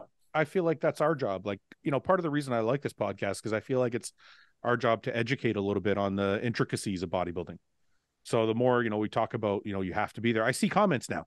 I see a lot of comments now underneath like show pictures where people will be like, I was there, it's different. Like, I think people are starting to realize that like the pictures don't tell the whole story. Right, but then you'll have a lot of these like YouTube outlets that will give a breakdown of a show, which is without and they're doing there. And without actually being there. Which is like they're doing the best they can, but they're still doing it. I've done that, but I know, yeah. and they're not wrong for doing it. Yeah, but they're not. It's not possible to be accurate with it. But I always, when I do it, I always preface it by, I'm not there, so it might be a little different, but this is what I see in video. It's like we said on the meeting, what you said on the meeting where you want the commentators behind the judges, not viewing it from a screen backstage, right? Because you can't tell. Can't tell. Same. No. Would you do another video? No. When prepping for a competition, is it common to have increased baseline anxiety emotions in general? Sure. Yeah. Yes. Yeah. That's just regular. I think that one is. I think it just comes with it, man. I think you can, if you didn't care about it that much, you wouldn't do it. And if you care about it much, you're gonna get all that. That just comes with it. That's a good point. I think I saw Andy Frisella say something about that. They're like, he said something about people shying away from anxiety, but he was basically, I'm paraphrasing obviously, but he was saying something along the lines of, if you didn't give a fuck, you wouldn't have any anxiety.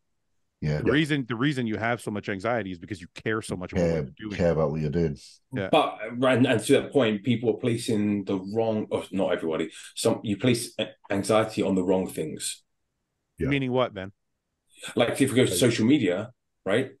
So there's a lot of bodybuilders that will get anxiety about what the public opinion is of them, rather than what they actually look like. When it really makes no odds. Yeah. Well, I think sometimes you don't really get to choose where your anxiety comes from, but I think the important thing is knowing how to direct it.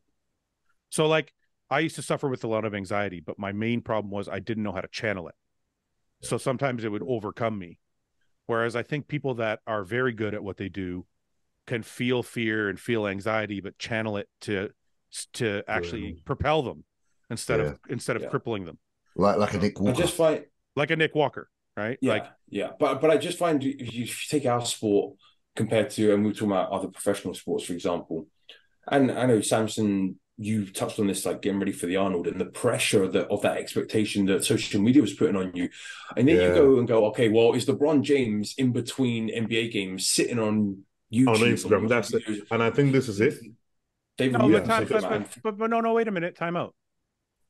I think there's a collective consciousness that comes from other sports that people know.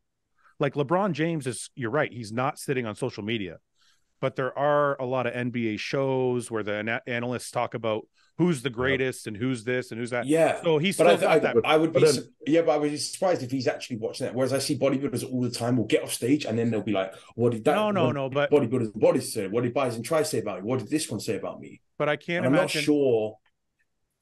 Listen, I can't imagine that in other sports they still don't know what the expectation of them is. These guys are getting $1 million contracts thrown at them from everywhere. I don't think they go looking for it though. No, but I think it's so popular that they're getting it anyway. So but I think I've seen bodybuilders go looking for it. Yes, I agree with that. Yeah. I mean, it's such a small sport that's what we have to do to find out our place in the world. But I think there's another factor too. Your anxiety and your emotions are going to be heightened because you're obviously in a calorie deficit. That's going to fuck with you. Mm-hmm. You're on a lot of fucking drugs, so they're fucking with your hormones, your sleep. All this stuff is like, so your emotions are all over the place to begin with. And then when you add the pressure of the show, the pressure of family, friends, expectation, the pressure of maybe it's your career and you have contracts, like, it's a very volatile time.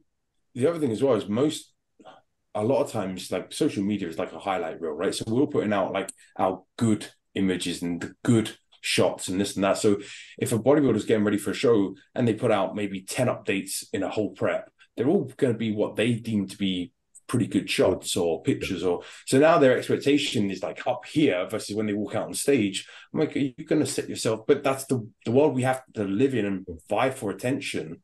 You know what I just thought of that I did wrong for all those years? Just fucking hit me. When you're doing a show from now on, James, try this. Post all your worst shots. Oh yeah. Every week, every week, post like a I thought you already did that. I thought you guys already figured that out. Post like an off-season shot, just shit, and people are like, James sucks.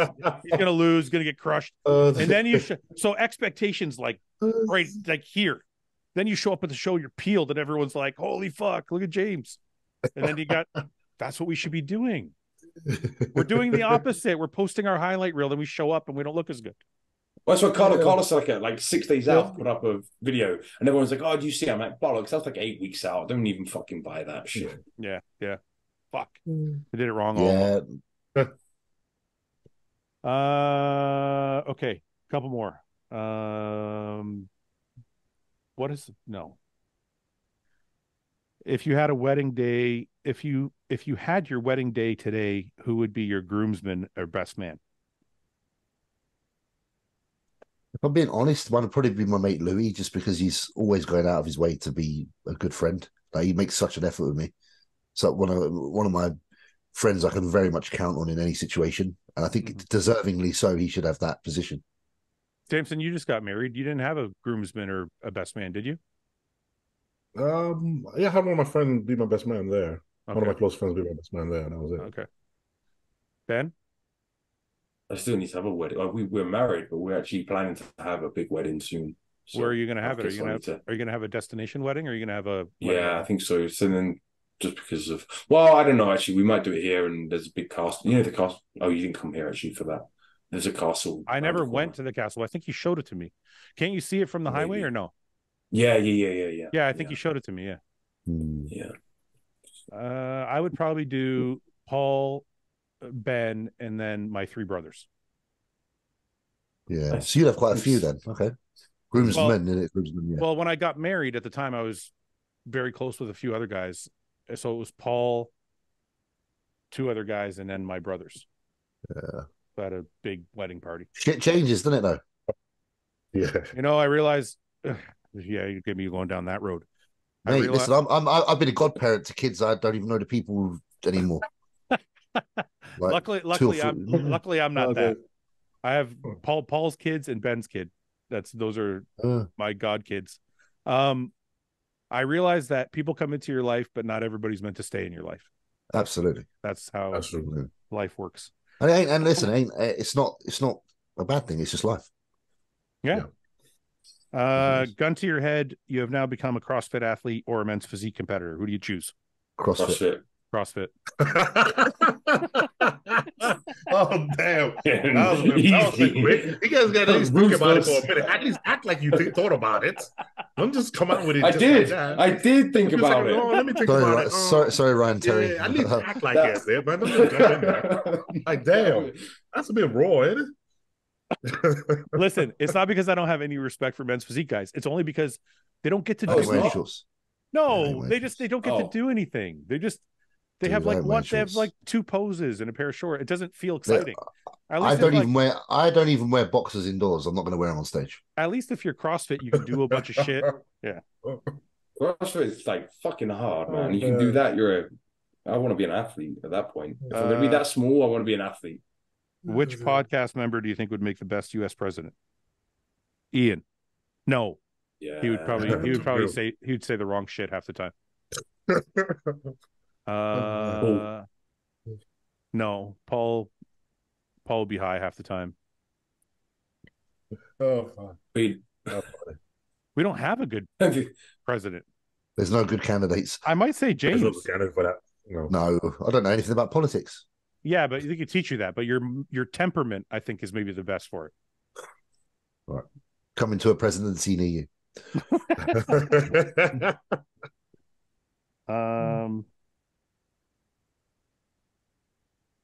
Let's see. How much do you think it's going to hurt my progress if I eat 3 meals a day instead of 6? Well, anybody? If you're eating 3 meals, the calories are the same. Yeah, that's what I'm asking. Then you're still going to progress, but it just might be a little bit uncomfortable. But I don't know. Ain't the end of the world, is it? I don't know if I believe that. I know people say that shit all the time, but I don't know if I fucking think it works that way. I don't think it's the worst thing. I'd rather eat the fruit.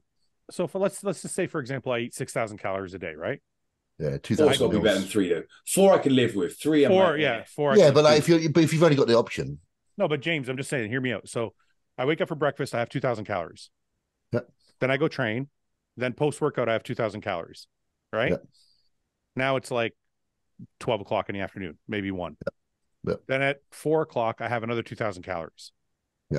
So now I'm not eating from 4 o'clock all the way to the next morning. That can't be fucking. It's not the best, but it's better than not eating 6,000 calories.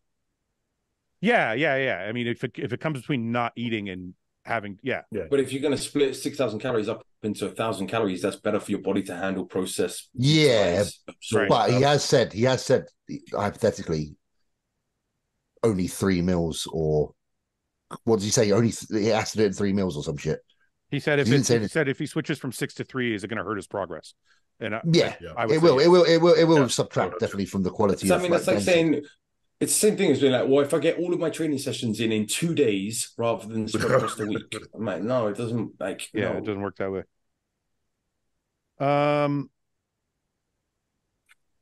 Let's see. Thoughts on Ben Yanes saying yelling while lifting is unnecessary? First of all, who's Ben Yanes?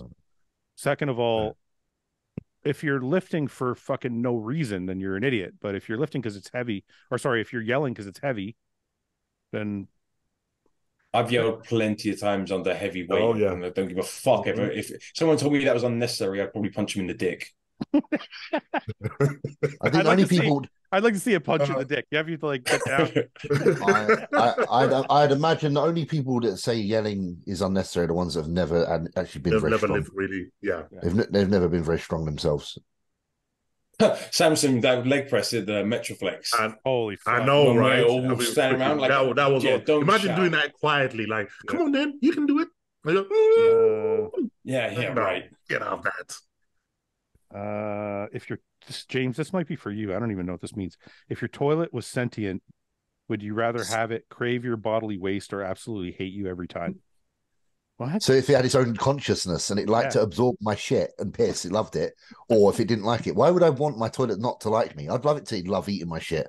It'd have to be. What a weird fucking question. It'd have to be pleased with my deposits. I swear there's been like a film like this where the house has been AI and like he's fallen in love with AI. I feel like that's a film.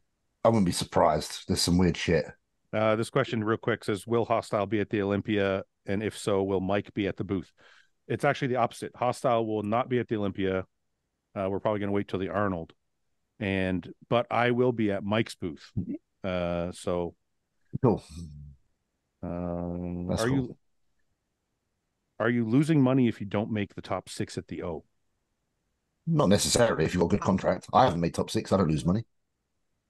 Well, no, I mean, look, anytime you can be in the top 10 or even the top 15, if you can place at the Olympia, you're making money because that means the company's going to want to sign you.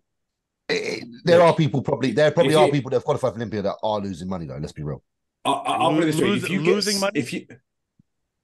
Hang on. Yeah, no, listen. If you get 6th at the Olympia and you don't have a supplement contract or any other sponsorships, you're losing money. Yeah. Well, you're doing something wrong if you're 6th at the Olympia. No, I know. But say you fly under the radar, you turn up, and all of a sudden you're like, "Whoa, who the fuck's this guy?" Yeah. You've lost money for sure. You mean because of the amount of money it takes to prep? Yeah, just that whole, and then yeah.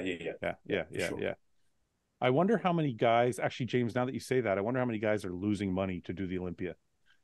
But I think if you look at, but you got to look at it like an investment, right? Because you put money out to make yourself, which is the product, better. And then when the product gets better, you get a raise. So yeah, but some people are not very good at negotiations and haven't got that kind of mind. You know how it is for some people. Listen, it's very simple for all the bodybuilders out there watching. If you're 15th at the Olympia and then you take a year and you spend more money than you're getting paid and you get better and you come in your 14th, 13th or better, then you go back to whoever has signed you and you say, I was better than last year. I'd like to get paid more money. And then there's other factors that go into play. Obviously, like all the good at what you do. All the other work you're doing, like social media and everything. But like, if assuming everything that you're doing for the company is 100%, if you're placing better, you should be getting a raise. That's assuming all the other boxes are checked. If your primary income is from prize money, there's a problem. Oh, you've lost already. You've lost already. Yeah. You'd have to win the Arnold and the Olympia in that year for you to probably be able to have any profits at all. Yeah, if at all. Okay, last one. Have any of you guys been in debt before while competing? Yes. I was always in debt. 100%. My entire amateur career, I was in a free. My entire the amount of things career. when you justify, like, you can justify anything because I'm competing. I'm like, fuck it, growth hormone. I definitely can't afford this. I can barely pay my rent, but growth hormone, cool. Like, of course. I had an overdraft. It was only £300, but I was in that for my entire amateur career. Mine was like 1,000. Mine was always 1,000. It was always. Dude, for the longest time when I went to university and I got like a 0% overdraft, and I lived with minus 1,500 being my baseline. Zero. Right? So I'd be down here and I'd be like, oh, I've got 200 quid. I'm like, I'm not. I'd have minus 1,300, but I'd be like, I've got 200 quid to spend. That's exactly how I was. It's like the bank knows. The bank knows. The bank's like, if we give this guy a negative overdraft of 5,000, he'll just be at 5,000. I even remember like a past girlfriend at the time. She was a lovely girl, but I remember her like even buying my gear for me one time. She was like, "I want you to bodybuild." Yeah, she was like, "I want you to do well, so I'm going to help you." And I was like, "Really?" I won't mention any names, but I had a friend who dated this stripper who used to make a ton of money, and she bought all his fucking gear for like the 2 years that they were dating, all of it. Perfect. But I'm like, why wouldn't you? I mean, that's a good strategy, right? It's like, fuck. I think you don't mind being in your overdraft and stuff when you truly believe you can turn this into a career though as well. Yeah, like, truly. I think all of us probably do. You know, you must have believed that you will be able to turn this into. You were going to make you eventually get back. What we never talk about though, James, is how many of those guys believed and never didn't get there. I know. I got friends. I had friends that are multiple British champions. Never fucking. I never got there. Yeah, but James, but Ben, I don't know. Did you ever really, really want to be a pro bodybuilder, or were you just like? Was that? I don't really recall you. I love being I knew I wasn't going to be a pro, really, or if I was, it wouldn't be a good pro. But that's what I mean. Like, I never recall you ever saying to me, like, I wanted to be a pro bodybuilder. Like, I just love bodybuilding. Yeah, you just love training. Yeah. I had friends that were like literally multiple British champion in their division, but never won the overalls. They never won the overalls. Yeah, and they went and they competed since they were junior till they're in their 50s. You know, it's funny. I had a friend back in the day who expressed a lot of regret at the money he spent competing.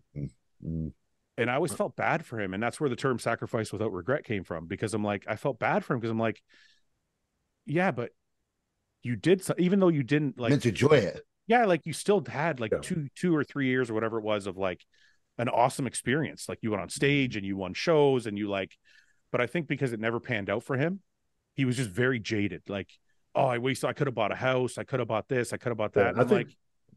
I know at some point that way it felt like for me. I know for a fact that it felt like you kind of look back at it and you think, man, if I put my time and everything in something else, maybe I would have been better off not doing this instead at the time.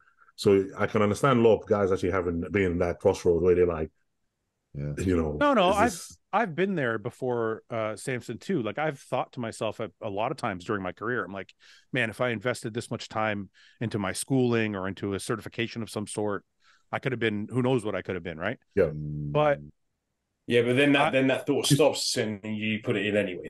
Yeah, that's right before I'm about to put the needle in my shoulder. I think that, and then I'm like, oh fuck it, and I put the needle in. I'm like, and then you cough, and you'd be like, you're like, fuck it, I knew I shouldn't have done that. But there's also this like resentment at yourself if you do walk away. What if I didn't turn my back on this? Right. Yeah, that's what keeps you going. Like Samson, if you gave in at that moment, you would have. Listen, I'll tell you this. I promised myself when I started bodybuilding, I was like, no matter how good or bad I become, I will never regret doing this. I just always wanted to know in my mind that whatever I was doing was because I wanted to do it. It wasn't because I had to do it. And I wasn't going to regret it no matter what happened, no matter how, if I never won a show, if I never, whatever, like I was like, this is what I want to do. Dude, So I could end up stacking shelves in Walmart, right? And I would look back at those like 6 years that Luke and I were just like, or 6.5 years where we were just like, and I'm like, fuck, that was awesome. And I will never lose that memory and that like time where I was just, it was I'd wake up and be like, yes, I get to go fucking train. We're gonna That's why people say to me like, oh, do you ever regret this or that? Or do you think you could have been a better pro if you did this? I'm like, I don't regret anything. My career was what it was. And I experienced a lot of fucking joy doing it. And I still experience a lot of joy because of what I did. Like I don't think this podcast would be successful or my company would be successful if I didn't do those things. So I don't regret shit. Like everything happened exactly the way it was supposed to happen. Yeah. So I think that's for anybody out there that is like wants to be a pro or wants to put all their money into it and like has these big dreams, just do it with no regret. Do it with zero expectations. Do it for fun. That way, if it pans out, it doesn't pan out. You did it because you wanted to, not because you thought you were going to get something back from it. Also, to be fair, when you do have that approach, it is actually undoubtedly when you do your best that you could have done anyway. Yeah. Because you're doing it because you really love it. Exactly. Yeah, you're doing it because you want to bodybuild, not because you want to be a pro bodybuilder. Yeah, right. Exactly. Right. Yeah. Right. That's the difference. We'll end on that note, unless anybody else wants to say anything profound. No, it's good to catch up, boys. Good to catch up. Good to see your pretty faces. Yes, sir. Okay. We'll get back next week. Samson, good luck with another week of prep. Yeah, another week of getting bigger and leaner. The only bodybuilder on earth that gets bigger and leaner in prep. With no cardio. Yeah. All right, boys. We'll catch up next week. Yeah, definitely. Take care, guys. See you guys. Bye-bye. Peace out. You guys.